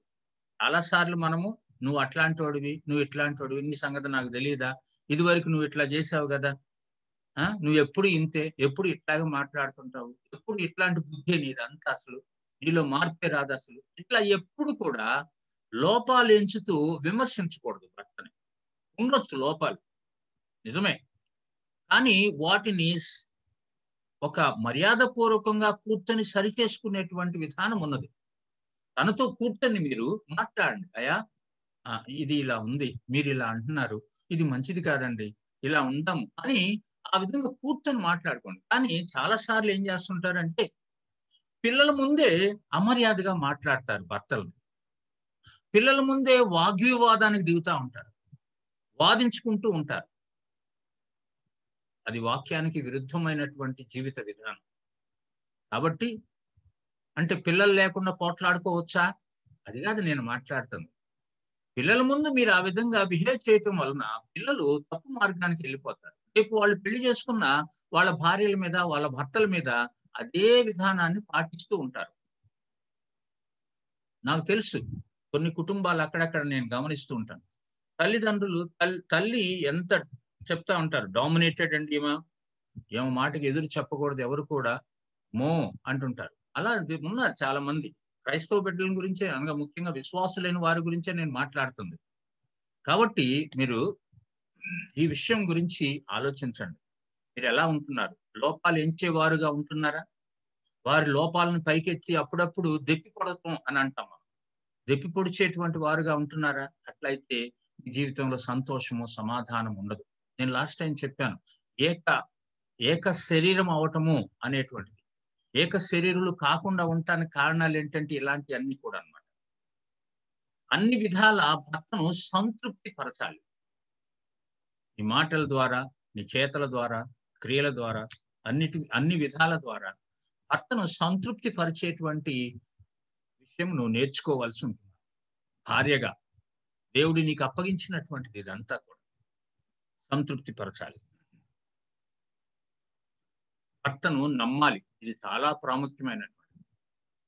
చాలా మందికి అపనమ్మకం. భర్త బయటికి వెళ్ళొచ్చాడంటే ఏమైంది, అక్కడ ఎక్కడెక్కడ ఎవరెవరితో ఏ విషయాలు మాట్లాడొచ్చాడో, ఇంట్లో విషయాలు తీసుకెళ్ళి అక్కడ ఏమైనా చెప్పొచ్చాడేమో, నా గురించి ఏమైనా చెప్పొచ్చాడేమో, ఈరోజు పొద్దున జరిగిన గొడవ అంతా బయట స్నేహితులకు చెప్పుకున్నాడేమో, లేకపోతే తన క్యారెక్టర్ని నమ్మకపోవటం, ఇలాంటిదన్నమాట. భర్తను అన్ని విషయాలలో నమ్మాలి. విశ్వాసులైన బిడ్డలు కదా మీరు. భర్త విశ్వాసి, భార్య విశ్వాసి కదా. ఒకవేళ భర్త పాపములో పడిపోతున్నాడేమో అనేది నీకు అనుమానం వస్తే కూర్చొని మాట్లాడాలి భర్తతో. అండి ఇలాంటి పరిస్థితి కనిపిస్తుంది, మీరు అక్కడ ఏమైనా ఇలాంటిది జరుగుతుందా, దయచేసి మీరు అలా ఉండవద్దు అని ఇలా చెప్పుకోవటంలో తప్పులేదు. నేను ఇదివరకు మీకు ఒక ఉదాహరణ కూడా చెప్పాను. ఎంతటి భక్తిపరుడైనా కానీ పడిపోయే ప్రమాదం ఉన్నది. ఎంతటి భక్తిపరుడైనా వ్యభిచార పాపంలో, జారత్వ పాపంలో పడిపోయేటువంటి ప్రమాదం ఉన్నది. కాదంటలేదు నేను. జాగ్రత్తగా ఉండాల. ఎప్పుడు పడిపోరంటే కుటుంబ ఆరాధనలు, ఇంట్లో దేవునితో సరైన సంబంధ బాంధవ్యాలు ఇవన్నీ ఉంటున్నప్పుడు తప్పకుండా పాపానికి దూరంగా పరిగెడుతూ ఉంటాం. అలాంటివి లేకపోతే మాత్రం ఎక్కడంటే అక్కడ కాంప్రమైజ్ అయిపోతూ ఉంటాం. రహస్య జీవితాలు గడుపుతూ ఉంటాం. చాలా మంది తెలుసు నాకు. విశ్వాసులైన బిడ్డలే చాలా మంది బయట అక్రమ సంబంధాల్లో ఉంటున్నటువంటి వారు. బయట పడ్డదాకా తెలియదు అది. బయట పడిన తరువాత తెలుసుద్ది అక్రమ సంబంధం అని. అయ్యో మేము అనుకోలేదే, ఈయన ఇట్లాంటి వాడని, ఈమె ఇలాంటిదని మాకు తెలియదే అని ఇట్లా ఉంటున్నాం. కాబట్టి నమ్మకత్వం అనేది ఇరువురి మధ్య చాలా ప్రాముఖ్యమైనటువంటి. ఒకరికొకరు నమ్మాలి. అనుమానం రాకూడదు. నేను 36 సంవత్సరాలు మా వివాహం అయ్యి ఇప్పటికి 34 సంవత్సరాలు. ఈ 34 సంవత్సరాల్లో ఇంతవరకు నా భార్య ఎప్పుడూ నన్ను అనుమానించలేదు. 4-5 రోజులు నేను మీటింగ్స్ కానీ అక్కడికి వెళ్ళిపోతా ఉంటాను. ఎక్కడెక్కడో ఎవరెవరితోనో నేను మాట్లాడుతూ ఉంటాను. కానీ ఎప్పుడు కూడా ఆ అనుమానంతో లేదు నా భార్య. గమనించండి. భర్తను నమ్మటము అనేటువంటిది ప్రతి ఒక్కరూ అలవాటు చేసుకోవాలి. ఏ విషయంలో కూడా అనుమానించకూడదు. నీకు అనుమానం వచ్చింది అని అంటే కలిసి కూర్చొని మాట్లాడాలి. ఆ అనుమానాన్ని తీసేసుకోవాలి. రైట్. భర్త కదలికలపై అనుమానాలు ఇవన్నీ ఇప్పుడు నేను వివరించాను. అపనమ్మకాలు ఉండకూడదు. ఇంటి పనులు చక్కగా నెరవేర్చేవారై ఉండాలి. అనగా దేవుడు మీకు అప్పగించిన పని ఏంటంటే ఇంటిలో భర్తకు, పిల్లలకు పరిచర్య చేయటం.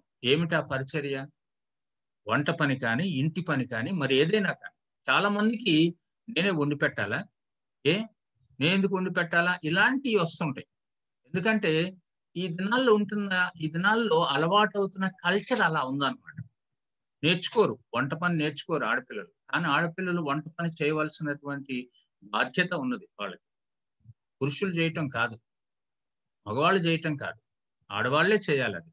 వాక్యంలో ఉన్న విధానం అది. నేను మీతో మాట్లాడుతాను. ఇంటి పనులు చక్కగా నెరవేర్చాలి. మీరు సామెతల గ్రంథంలో ఆ విషయాన్ని గురించి చదువుతారు. చివరి అధ్యాయంలో ఒక స్త్రీని గురించి మాట్లాడుతున్న విధానం చూస్తాం అక్కడ. ఆమె ఏం చేస్తుంది అనేటువంటిది. మీరు చదవండి, ఇంటికి వెళ్ళిన తర్వాత ధ్యానించండి, దాన్ని చక్కగా అర్థమవుతుంది. ఇంటి పనులు చక్కగా నెరవేర్చవలసిన బాధ్యత స్త్రీదే. సర్వెంట్స్ ని పెట్టుకోవద్దు అంటలేదు నేను. సర్వెంట్స్ ఉండొచ్చు, పెట్టుకోవచ్చు. కష్టం ఉన్నప్పుడు మనం అన్ని పనులు మనం చేసుకోలేక ఇతరులతో సహాయం తీసుకోవచ్చు. ఇంట్లో ఉన్నటువంటి పిల్లలు వాళ్ళకు కూడా పనులు నేర్పించాల్సిన బాధ్యత ఉంది స్త్రీకి, భార్యకు. గమనించండి. ఒకవేళ ఇలాంటి పనుల విషయంలో మనము భర్త సహాయాన్ని తీసుకోవటం తప్పు కాదు. భర్త కూడా సహాయం చేయవచ్చు. అది ఎవరు తప్పు అని అనరు. ఇంటి శుభ్రత, వంట పని, పిల్లల శుభ్రత తల్లులే చూసుకోవాలి. ఈ దినాల్లో చాలా చోట్ల నేను గమనిస్తూ ఉంటాను. భార్యాభర్తలు ఇరువురు కలిసి అన్ని పనులు చేసుకుంటా ఉంటారు. మంచిది అట్లా. చాలా సంతోషం. సంతోషం ఉంటే చాలు. పోటీ లేకుండా అన్నమాట.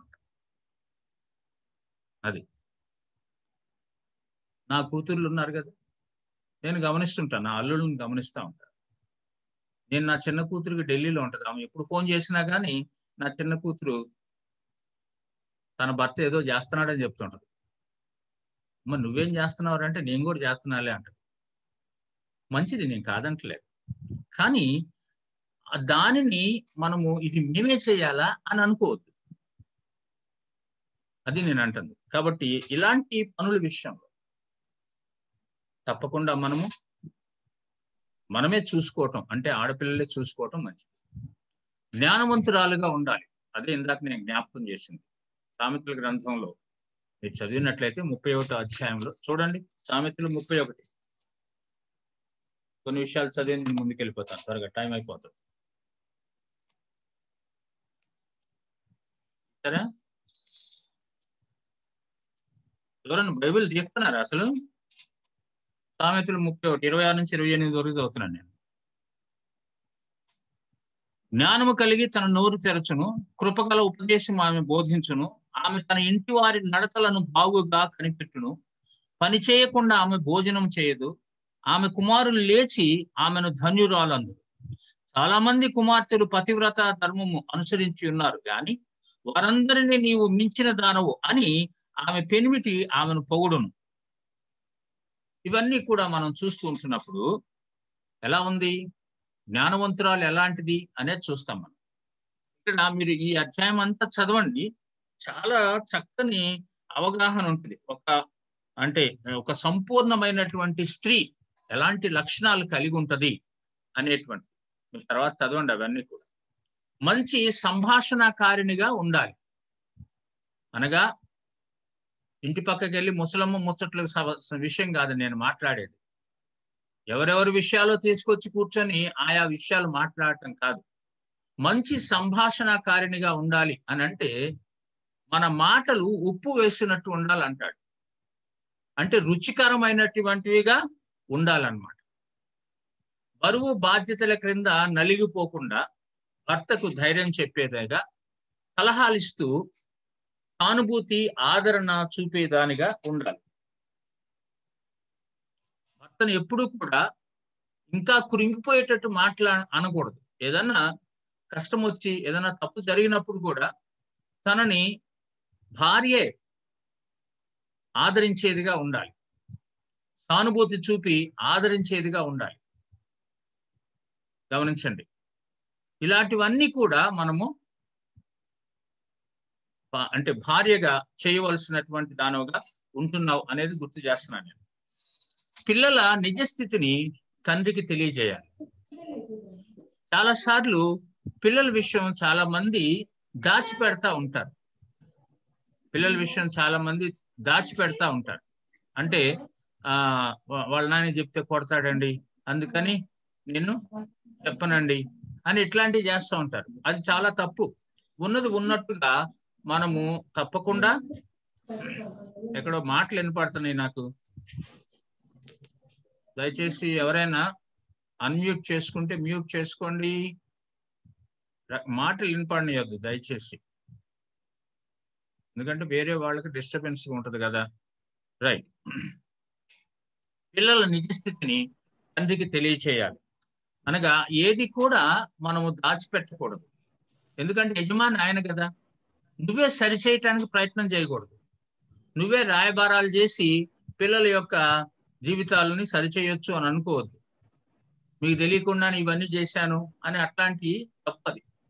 పిల్లల తప్పులను తండ్రి వద్ద దాచిపెట్టకూడదు. ఎందుకంటే తండ్రి బయటకు వెళ్ళినప్పుడు ఆయన తప్పకుండా ఆ విషయాలు తెలుసుకోలేరు. కాబట్టి ఇంటికి రావడంతోనే జరిగిన విషయాలన్నీ తండ్రితో చర్చించవలసిన బాధ్యత భార్యది. భర్త యొక్క లైంగిక అవసరతలను తీర్చాలి, గుర్తించి తదనుగుణంగా ప్రవర్తించాలి. ఇది చాలా ప్రాముఖ్యమైనటువంటిది. వాస్తవానికి ఇది జూమ్ టాక్స్ లో మనం ఉన్నాం కాబట్టి మీరు ఇంట్లో మీరు పెట్టుకొని వింటున్నారు కాబట్టి నేను క్లియర్ గా ఈ విషయాల గురించి మాట్లాడలేకపోతూ ఉంటున్నాను. అదే ఫిజికల్ గ్యాదరింగ్స్ అయితే చక్కగా అందరితో మాట్లాడటానికి వీలవుతుంది. భర్త యొక్క లైంగిక అవసరతలను గుర్తించి తదనుగుణంగా ప్రవర్తించాలి. చాలా మంది వాటి గురించి పట్టించుకోరు. ఏదో బెడ్ టైంలో ఏదో ఆ విధంగా జరిగిపోతుంటది అని అనుకుంటారు. నో, తప్పకుండా భర్తతో ఆ విధమైనటువంటి సంబంధ బాంధవ్యం కలిగి ఉండాలి. మనం అనుకుంటాము ఏదో సినిమాల్లో వాళ్ళు అలా చేసుకుంటా ఉంటారు కాబట్టి ఇక్కడ మనం నిజ జీవితంలో అలా చెయ్యము అని అనుకుంటాం. పరమగీతము మీరు చదివినట్లయితే పరమగీతము ఎవరి కొరకు రాయబడింది, ఎందుకు రాయబడింది అనేది చూసినప్పుడు మొదటిగా వివాహం చేసుకున్నటువంటి యవ్వన స్త్రీ పురుషుల కొరకు రాయబడింది. ఆ విధంగా ఉంటున్నప్పుడు తప్పకుండా ఆ ఏక శరీరం అవటము అనేటువంటిది అర్థమవుద్ది. అది సొలొమోను రాసినటువంటి ఒక గొప్ప కావ్యం అన్నమాట. సొలొమోను యొక్క యవన కాలంలో రాసినటువంటిది పరమగీతం. సొలొమోను 3 గ్రంథాలు రాశాడు. ప్రసంగి, పరమగీతము, సామెతలు. సామెతలేమో మధ్య వయస్సులో రాస్తాడు. పరమగీతం ఏమో యవ్వనంలో రాస్తాడు. ప్రసంగి ఏమో వృద్ధాప్యంలో రాస్తాడు. సో పరమగీతం ఎందుకు రాశాడు? కొంతమంది చదవరు కూడా పరమగీతం. భార్యాభర్తల యొక్క అనుబంధం ఎలా ఉండాలి, ఆ సంబంధం ఎలా ఉండాలి, వారిద్దరి మధ్య కలయిక ఎలా ఉండాలి, ఒకరికొకరు పొగుడుకోవటం, ఒకరికొకరు ఎంకరేజ్ చేసుకోవటం, ఇలాంటి అన్ని కూడా ఉన్నాయి. గమనించండి దేవుని బిడ్డలారా. భర్త యొక్క లైంగిక అవసరతలను గురించి తదనుగుణంగా ప్రవర్తించి ఆ విషయాల్లో సహకరించాలి. సేవలో కూడా సహకరించాలి. అంటే ఒకవేళ సేవకుడైతే, ఒకవేళ సేవ చేసేటువంటి వారైతే, అనగా పరిచర్యలో ఇన్వాల్వ్ అవుతున్నటువంటి వారైతే సేవలో సహకరించాలి భార్య. ప్రార్థనలో పట్టుదల కలిగి ఉండాలి భార్య. భర్త కొరకు, పిల్లల కొరకు ప్రత్యేకంగా ప్రార్థించేదై ఉండాలి. అర్థం చేసుకోండి ఈ విషయాలు. కాబట్టి ఇంతటితో నేను ఈ యొక్క టాక్ ముగించే ముందు ఇప్పటి వరకు ఏం చెప్పాను అనేటువంటిది మీ కొరకు నేను ఒకసారి దృష్టిస్తున్నాను. భార్య ఎలా ఉండాలి? భర్తను అంగీకరించాలి, భర్తను అర్థం చేసుకోవాలి, భర్తను ఒప్పుకోవాలి. ఒప్పుకోవటం అంటే అన్ని విషయాల్లో తనతో సహకరించాలి. భర్తను మెచ్చుకోవాలి, భర్తకు లైంగిక సుఖాన్ని ఇవ్వాలి, భర్తను బుజ్జగించాలి కూడా. చాలా సార్లు ఆయన కోపంతో ఉంటున్నప్పుడు బుజ్జగించాలి. నువ్వే బుజ్జగించినట్టయితే ఆయన తప్పకుండా చల్లబడిపోతాడు. మళ్ళా భర్త ఎలా ఉండాలి? భార్య ఎడల కనికరం చూపాలి, ప్రేమ కలిగి ఉండాలి, భార్యకు కావలసినవి ఇవ్వాలి, భద్రత ఇవ్వాలి, కాపరిగా ఉండాలి. సంఘానికి కాపరి ఎలాంటి వాడో కుటుంబానికి భర్త కాపరి అని. ఇద్దరు కలిసి నిద్రించాలి, ఇద్దరు కలిసి ప్రార్థించాలి, ఇద్దరు కలిసి ప్రణాళికలు వేయాలి కుటుంబానికి. ఇవి మీరు సూచనలుగా తీసుకో. చివరిగా చెప్తున్నటువంటి ఇంకొక విషయం, ఆనందకరమైనటువంటి కుటుంబము ఎలా ఉండాలి అనేటువంటి దానికి నేను అదొక్కటి చాలా త్వరగా మీకు, అంటే అది ఇలా అవుట్లైన్స్ అలాంటివి ఏమి ఉండవు. నేను కొన్ని కార్టూన్ ఫిగర్స్ మీకు చూపిస్తా. నేను త్వరగా చెప్పుకుంటూ వెళ్తాను. మనకి 9:30 వరకు టైం ఉన్నది కాబట్టి, అనగా గంటం బావులో అసలు ఏమి కాదు, కానీ చాలా మంది ఆ విధంగా చేస్తా ఉన్నారు అన్నమాట.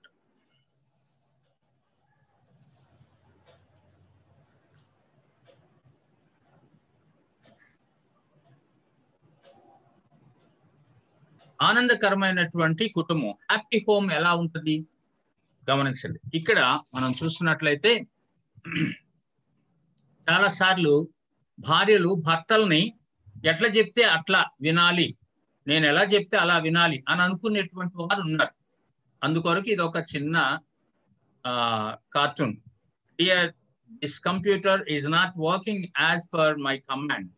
నేను చెప్పినట్లు ఈ యొక్క కంప్యూటర్ పనిచేయట్లేదని భార్య అంటా ఉంది. భర్త ఏమంటున్నాడంటే, darling, it's a computer, not a husband. ఇది కంప్యూటర్ కాబట్టి నువ్వు చెప్పినట్టు వింటలేదు. భర్త అయితే నువ్వు చెప్పినట్టే వినేవాడు. ఇక్కడ మీరు చూడండి, మీ భార్యలను ఎప్పుడైనా సరే మీరు ఈ విధంగా పొగిడారా? You are the best cook in the world, నీలాగా రుచికరమైన వంట చేసే వాళ్ళు ఎక్కడా లేరు అని ఎప్పుడైనా మీరు మాట్లాడారా? నేను కూడా మాట్లాడిన అనుకోండి, నాకు కూడా ఉంది ఈ బలహీనత. రుచికరంగా చేస్తే హాయిగా తినేస్తాం, ఉప్పు సరిపోకపోతే మాత్రం, కారం సరిపోకపోతే మాత్రం తప్పకుండా మళ్ళీ వెనక్కి తిరిగి చెప్తాం, ఇదేంటండి, ఇదేంటమ్మా ఇట్లా చేసావు అని అంటాం అనమాట. నా భార్య అంటా ఉంటది, ఇదిగో మంచిగా చేసినప్పుడు ఎప్పుడైనా మంచిగా ఉందని చెప్పావా? ఏదన్నా బాగోపోతే మాత్రమే చెప్తావు నువ్వు అని అంటది. కాబట్టి భర్తలుగా మనము మన భార్యల్ని వంట దగ్గర ఖచ్చితంగా మనము తినేటువంటి విషయంలో పొగడవలసినటువంటి వారం. వాళ్ళు ఎంకరేజ్ చేయబడతారు, ప్రోత్సహించబడతారు. వాళ్ళు ఎంతో సంతోషపడతారు ఆ విషయంలో, నా భర్త నా వంటలు మెచ్చుకుంటాడు అని. తర్వాత భార్య దగ్గర ఎప్పుడు కూడా నేను పలానా వాళ్ళ దగ్గర తిన్నాను భలే ఉంది అనొద్దు. ఎప్పుడు కూడా నువ్వు చేసినట్టు ఎవరు చెయ్యరమ్మా, అక్కడ తిన్నా కానీ అదేం బాగాలేదు అనేటట్టు చెప్పాలి. అబద్ధాలు చెప్పమని కాదు నా ఉద్దేశం. కానీ నీ భార్య దగ్గర వేరే వాళ్ళ వంటను పొగడొద్దు ఎప్పుడు కూడా. ఇలాంటి మెళుకువలు మీరు తెలుసుకోవాల్సి ఉంటుంది. తర్వాత ఆఫీస్ నుంచి ఇంటికి రావటంతోనే నీ భార్యను ఎప్పుడైనా నువ్వు అడిగావా ఈ విధంగా? చాలా మంది అబ్బే చీచి ఇట్లా ఏం చేస్తామండి, మనం ఇట్లా ఎందుకు చేస్తామండి అని అంటారు అనమాట. గమనించండి, ఇది ఎక్కడో మనము బెడ్రూమ్ లో చేసుకోవాల్సింది ఈ విధంగా కౌగులించుకొని ఎలా మాట్లాడతామండి అంటారు. కాదు, మనము ఈ విధంగా అలవాటు చేసుకోవాల్సి ఉంటున్నది. ఎందుకంటే ఇది ప్రేమను వ్యక్తపరిచేటువంటి ఒక విషయం. కాబట్టి హలో డియర్, ఈ రోజు ఎలా గడిచింది నీకు అని ఎప్పుడన్నా అడిగామా? అమ్మ ఏంటమ్మా సంగతులు, ఎలా ఎలా ఉంది ఈ రోజు, పొద్దు నుంచి నేను లేను కదా, సాయంత్రానికి వచ్చాను, మరి ఎలా ఉంది ఈ రోజు, ఏం జరిగింది, పిల్లలు ఏమంటున్నారు, ఇవన్నీ కూడా తప్పకుండా మనము అడగవలసి ఉంటుంది. కొంతమందికి అలవాటు లేదు కాబట్టి ఇలాంటి సమాధానం వస్తుంది. మనం ఎప్పుడో సంవత్సరానికి ఒకసారి, నెలకు ఒకసారి ఇలా చేస్తే ఇట్లాంటి సమాధానమే వస్తుంది భార్య దగ్గర నుంచి. సరసాలు ఆడొద్దు, ఇంక వదిలిపెట్టయ్యా బాబు అని అంటది అనమాట. ఎప్పుడైనా సరే మనము ప్రతిరోజు మన యొక్క ప్రక్రియలో ఇది ఉండాలి అని అనుకుంటే అది సంతోషకరమైనటువంటి కుటుంబానికి సూచనగా ఉంటుంది. ఇక్కడ చూడండి, వీళ్ళిద్దరు కలిసి ఏం చేస్తున్నారు, బైబిల్ చదువుతా ఉన్నారు, వైఫ్ అండ్ హస్బెండ్స్. భార్య అంటుంది, అండి ఈ రోజు దేవుడు మీతో ఏం మాట్లాడాడు, మీరు ఎప్పుడైనా షేర్ చేసుకున్నారా? ఆ విధంగా షేర్ చేసుకుంటే ఎంత సంతోషిస్తుందో నీ భార్య, నీకు కూడా ఎంత సంతోషం ఉంటుందో. మనం బయట వాళ్ళకి ప్రసంగాలు చేస్తాం కానీ ఇంట్లో ఎవరికి ఏమీ ఆత్మీయ విషయాలు చెప్పం. మన యొక్క దుర్మార్గపు అలవాటు అది. మనం చాలా బిజీ లైఫ్ అయిపోద్ది మనకి, బయటికి వెళ్ళిపోయి పెద్ద పెద్ద ప్రసంగాలు చేస్తాం కానీ ఇంట్లో మాత్రం అస్సలు చెప్పం. మనం ప్రేమను గురించి, కనికరాన్ని గురించి, దయను గురించి చెప్పామో ఎప్పుడన్నా ఇంట్లో కూర్చొని? చెప్పం. చెప్తే అందరూ బాగుపడతారు. భార్య కూడా ఆ విధంగా ఇష్టపడుద్ది అనమాట, నువ్వు చెప్పాలని ఇష్టపడుద్ది. కుటుంబానికి క్రీస్తే ప్రాముఖ్యమైన వ్యక్తి అనేది మనం కలిగి ఉండాలి. అలా మనము తప్పకుండా చెప్పాలి. అది ఇంట్లో కుటుంబ ఆరాధనల్లో ఈ విషయాలు మనం చెప్పాలి. అమ్మా, క్రీస్తు మనకు అధికారి, ఆ తర్వాత మన ఇద్దరం అంటే ఎవరు, భార్యాభర్తలు ఇరువురు, ఆ తర్వాత కుటుంబంలో మిగిలినటువంటి వారు, పిల్లలు, పెద్దలు, అత్తలు, మామలు, వీళ్ళందరూ అనమాట. క్రీస్తు తర్వాత మీరిద్దరే ప్రాముఖ్యమైన వారు. క్రీస్తుకు ప్రధానమైనటువంటి స్థానాన్ని ఇస్తాము, ఆ తర్వాత మనదే ప్రాముఖ్యమైనది. మన ఇద్దరి మధ్యకి ఎవరు రాకూడదు, అనగా భార్యాభర్తలు ఇద్దరి మధ్యకి ఎవరు రాకూడదు, తల్లిదండ్రులు కూడా రాకూడదు. ఇదివరకే చెప్పేశాను అవి, మరలా ఇప్పుడు చెప్పండి. నేను ఇక్కడ మనం చూస్తున్నట్లయితే చాలా మంది పిల్లలు పుట్టక చాలా మంది బాధపడుతూ ఉంటారు. వివాహము పిల్లల కొరకు మాత్రమే కాదు, వివాహం ఇది సత్యాన్ని గ్రహించండి. పోయినసారి కూడా చెప్పినట్టు గుర్తు నాకు. కాబట్టి ఏమండి, ఎంతకాలం ఇలా పిల్లలు లేకుండా చాలా సార్లు భార్యలు బాధపడతా ఉంటారు, కన్నీరు పెట్టుకుంటారు. ఎందుకంటే పిల్లలు లేకపోతే గొడ్రాలు అయిపోతా ఉన్నాను. అవును, నిజమే, స్త్రీలు ఆ విధంగా బాధపడతారు. అందుకని భర్త తనని ఓదార్చాలి. దేవుడు ఇచ్చేంత వరకు నాకు నీవు, నీకు నేను పిల్లలం, ఆ విధంగా మనం జీవిద్దాం. ఇలా ఒకరికొకరు ఆదరించుకోవాల్సినటువంటి. స్త్రీలు ఇళ్లలో ఖాళీ సమయం కూర్చున్నప్పుడు ఎలాంటి సాహిత్యాన్ని చదువుతా ఉన్నారు? భార్యలు ఇళ్లలో కూర్చొని ఖాళీ సమయంలో ఎలాంటి సాహిత్యాన్ని చదువుతున్నారు? ఇప్పుడు టీవీలు వచ్చినాయి కాబట్టి, సెల్ ఫోన్స్ వచ్చినాయి కాబట్టి ఎలాంటి ప్రోగ్రామ్స్ మీరు చూస్తా ఉన్నారు? ఆ ప్రోగ్రామ్స్ ఏ విధంగా మీ మీద ప్రభావం చూపిస్తా ఉన్నాయి? చాలా మంది మీద టీవీ సీరియల్స్ ప్రభావం చూపిస్తున్నాయి. బిలీవర్స్ గురించే నేను మాట్లాడుతుంది. ఏముందండి, కాలక్షేపం కొరకు చూస్తున్నామండి అంటారన్నమాట. కానీ వాటి యొక్క ప్రభావం కుటుంబం మీద ఉంటుంది. గమనించండి, ఎలాంటి సాహిత్యం నా ఆలోచనలను ప్రభావితం చేస్తున్నాయి, ఇది స్త్రీలు ఖచ్చితంగా ఆలోచించవలసి ఉంటున్నది. దేవునికి మహిమకరంగా ఉంటున్నదా? ఇక్కడ మనం చూసినట్లయితే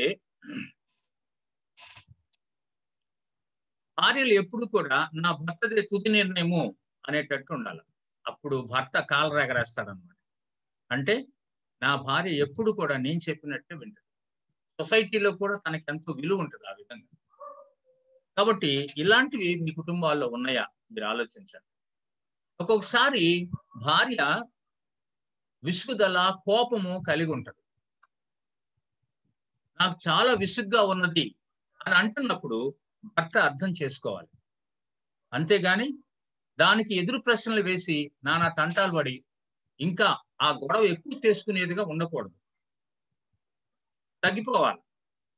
భర్త నేను శిరస్సును కాబట్టి నేను చెప్పినట్టు నువ్వు వినాలా? ఎందుకు విసుగ్గా ఉంటది నీకు? ఎందుకు కోపం ఎక్కుద్ది నీకు? అని ఇట్లాంటి మాటలు రాకూడదు.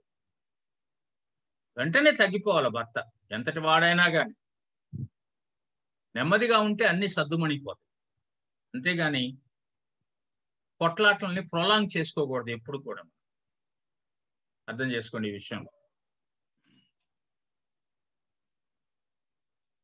మన పెళ్లి రోజు మనం ఎక్కడికన్నా బయటకు వెళ్ళొద్దామండి.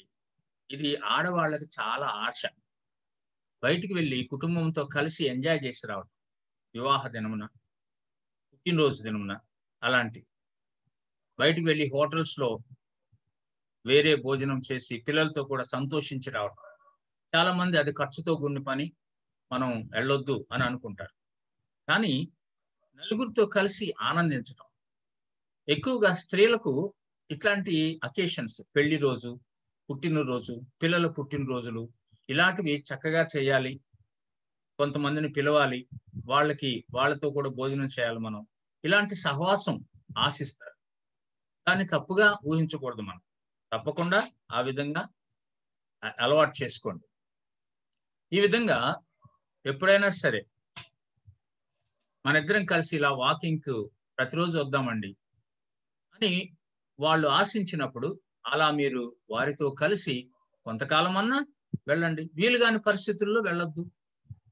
అలా వెళ్ళటానికి ప్రయత్నం చేయండి. చక్కగా ఆనందిస్తారు మీరు.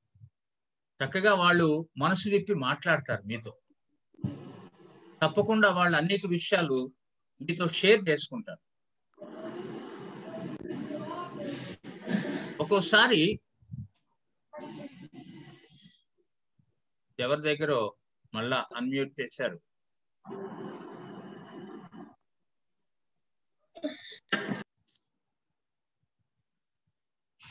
నేను నీతో ఉన్నంత కాలం నువ్వు ఏడవకూడదు అంటున్నాడు భర్త. అంటే చాలా సార్లు ఆడవాళ్ళు చాలా చిన్న చిన్న విషయాలకు కూడా దుఃఖపడుతూ ఉంటారు. వాళ్ళను మనము ఆదరించవలసి ఉంటుంది ఆ విధంగా. అనగా ఎప్పుడైనా నీ భార్యను దగ్గరకు తీసుకొని ముద్దు పెట్టుకొని ఇలాంటి విషయాల్లో నేనున్నాను నీతో, ఎందుకు నువ్వు దుఃఖపడతావు అని అన్నావా ఎప్పుడన్నా? భర్తలకు నేను ప్రశ్నిస్తున్నాను. అలా చేసినప్పుడు భార్య ఎంతో ఆదరించబడుద్ది. చాలా ధైర్యంగా ఉంటది. మనం కూడా చాలా సార్లు ఆమెను తిట్టినప్పుడు, ఆమెను ఏదైనా మనసు కష్టపెట్టినప్పుడు బాధపడతా ఉంటారు. మనం దగ్గరికి తీసుకొని నన్ను క్షమించు, దయచేసి నన్ను క్షమించు, నేను ఇంకెప్పుడు అలా చేయను అని ఎప్పుడన్నా అన్నావా? మీరు ఎప్పుడన్నా అన్నారా? ఇక్కడ ఉన్నటువంటి వాళ్ళు, వినేటువంటి వారు? నేను చేశాను అలాంటి పనులు చాలా, అందుకని మిమ్మల్ని ప్రశ్నిస్తున్నాను నేను. తప్పు చేసినప్పుడు భార్య దగ్గర ఒప్పుకోవటం తప్పులేదు. క్షమించమని అడగటం తప్పులేదు. సమాధానకరమైన స్థితిలో ఒకరినొకరు అర్థం చేసుకుంటారు. ఆనందంగా ఉంటారు.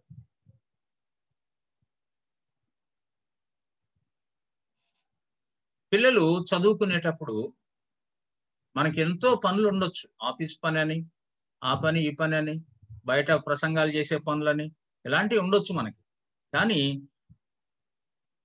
ఆమె వంట చేస్తున్నప్పుడు నువ్వు వాళ్ళతో హోంవర్క్ చేయించడం, వాళ్ళతో చదివించటం, చిన్నపిల్లలైతే. పెద్దవాళ్ళైతే వాళ్ళకి వాళ్ళే చేసుకుంటారు. కాకపోతే మానిటరింగ్ చేస్తాం మనం. వాళ్ళు చేస్తున్నారా లేదా అనేటువంటి. కాబట్టి ఇలాంటివి కూడా మీ కుటుంబాల్లో ఉన్నాయో లేదో చూడండి. వంట పనిలో హెల్ప్ చేయటం ఇందాక నేను జ్ఞాపకం చేశాను. ఎప్పుడన్నా అతిథులు వచ్చినప్పుడే కదా మనం వాళ్ళకి హెల్ప్ చేసేది. గమనించండి. కాబట్టి మీరు అలా హెల్ప్ చేయటం అలవాటుగా పెట్టుకోండి. నా కుమారులు, నా నా నా కొడుకు, నా కుమార్తెలు, వాళ్ళ అల్లుళ్ళు నేను గమనిస్తుంటాను. వాళ్ళ భర్తలను గమనిస్తాను నేను. నా అల్లుళ్ళని. ఎంతో చక్కగా వాళ్ళు ఒకరికొకరు హెల్ప్ చేసుకుంటా ఉంటారు. మంచిది అట్లా. కానీ అదే ఆసరాగా తీసుకొని వాళ్ళే చేయాలని అవుతుంది. అది నేను అంటుంది. అలా చేయకూడదు ఎప్పుడు కూడా. ఇలా పిల్లల్ని తీసుకొని పిక్నిక్ వెళ్ళటం అలవాటు చేసుకోండి. పిల్లల్ని తీసుకొని పిక్నిక్ వెళ్ళటం కొంతమందికి అలవాటు ఉండొచ్చు ఇక్కడ ఉన్నటువంటి వాళ్ళలో. మీలో ఎవరికైనా అలవాటు లేకపోతే అలవాటు చేసుకోండి. అప్పుడప్పుడు దగ్గరలో ఉన్నటువంటి పిక్నిక్ స్పాట్స్ తీసుకొని పిల్లల్ని తీసుకొని వెళ్ళి ఎంజాయ్ చేయండి. చాలా మంచిగా ఉంటుంది. ఆ విధంగా అక్కడ కూడా భార్యాభర్తలు ఇరువురు పిల్లలు ఆడుకునేటప్పుడు మాట్లాడుకోవటానికి, ఎన్నో విషయాలు తెలుసుకోవటానికి, ఒకరికొకరు షేర్ చేసుకోవటానికి వీలవుతుందన్నమాట.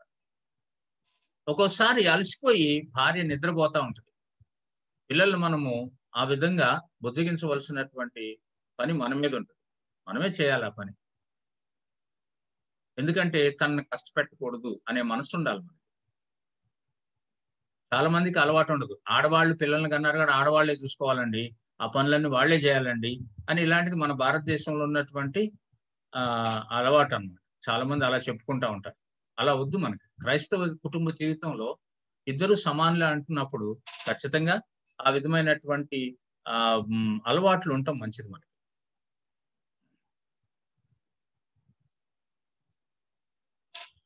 ఎప్పుడైనా సరే నీ భార్య మీరు పలాని బట్టలు వేసుకుంటే బాగుంటారండి అని అన్నదా? చాలాసార్లు మనం ఏమంటామంటే మనకి ఇష్టమైన బట్టలు వేసుకోవాలనుకుంటాం. నువ్వు చెప్పి ఎట్లా వేసుకుంటాను, నాకు ఇష్టమైన నీ వేసుకోవాలి కదా అని అంటాం. అలాగే మనల్ని అడుగుతూ ఉంటారు, ఈ చీర బాగుంటుందా, నాకు ఇది వేసుకోమంటారా, ఇది కట్టుకోమంటారా అని అడుగుతారనమాట. ఇలాంటి విషయాలు కూడా మనము షేర్ చేసుకోవడం మంచిది. ముఖ్యంగా ఆడవాళ్ళు భర్త మంచి బట్టలు వేసుకొని శుభ్రంగా ఉంటే చూడాలని ఆశపడతారు. నేను ఎప్పుడైనా సరే ఈరోజు వేసుకున్న డ్రెస్ రేపు వేసుకుంటే నా భార్య ఒప్పుకోదు. వెంటనే ఇది నేను వేసుకున్నారు కదా, ఎందుకు మళ్ళీ అదే వేసుకుంటున్నారు మీరు, ఇస్త్రీ బట్టలు ఉన్నాయి కదా, వేరే బట్టలు వేసుకోవచ్చు కదా అంటారు. అంటే వాళ్ళ యొక్క మనసు అలాంటిది, అర్థం చేసుకోవాలి మనం. వెంటనే లేదు లేదు నేను ఇదే వేసుకుంటాను అని అద్దు. వాళ్ళు చెప్పారు కాబట్టి ఇస్త్రీ బట్టలు వేసుకో, ఏం పర్వాలేదు, చాలా సంతోషిస్తారు వాళ్ళు. గమనించండి, ఈ డ్రెస్ మీకు చాలా బాగుంటుందండి అని ఆమె అంటుంది. మనం చాలా సంతోషపడతాం ఆ విషయంలో. ఎందుకంటే నాకు ఈ డ్రెస్సు బాగుంటుందని నా భార్య చెప్పింది కాబట్టి ఈ డ్రెస్ వేసుకుంటాము అనేటువంటి. అందరూ కలిసి కుటుంబంగా ఆనందించడంలో అదే దేవుని ప్రేమను చూపిస్తుంది సమాజానికి, అన్ని విషయాల్లో అన్నమాట. చక్కగా కుటుంబం అంతా కలిసి పిల్లలు, తల్లిదండ్రులు ఆనందిస్తూ ఉన్నట్లయితే ఇప్పుడు మనం చెప్పుకున్న రీతిగా సమాజంలో మనము దైవ ప్రేమ అంటే ఏంటో మన కుటుంబం ద్వారా తెలియజేస్తాం.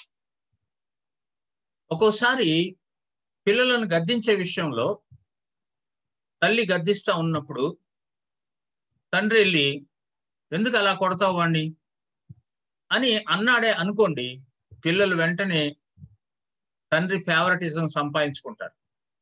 ఒకవేళ తండ్రి కొడుతున్నప్పుడు తల్లి వెళ్ళి ఎందుకు అలా కొడుతున్నావు అని అన్నారనుకోండి, వెంటనే తల్లి ఫేవరెటిజం సంపాదించుకుంటారు. అలా చేయకూడదు ఎప్పుడు కూడా. ఎవరైనా ఒకరు గద్దిస్తున్నప్పుడు వేరే వాళ్ళు నెమ్మదిగా ఉండటం మంచిది.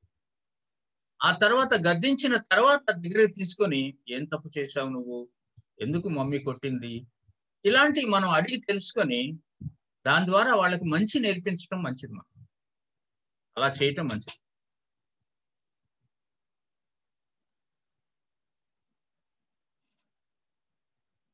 చాలాసార్లు ఇలాంటి పరిస్థితులు కూడా ఉంటాయి మన ఇళ్లలో, కానీ విసుక్కోకూడదు మనం.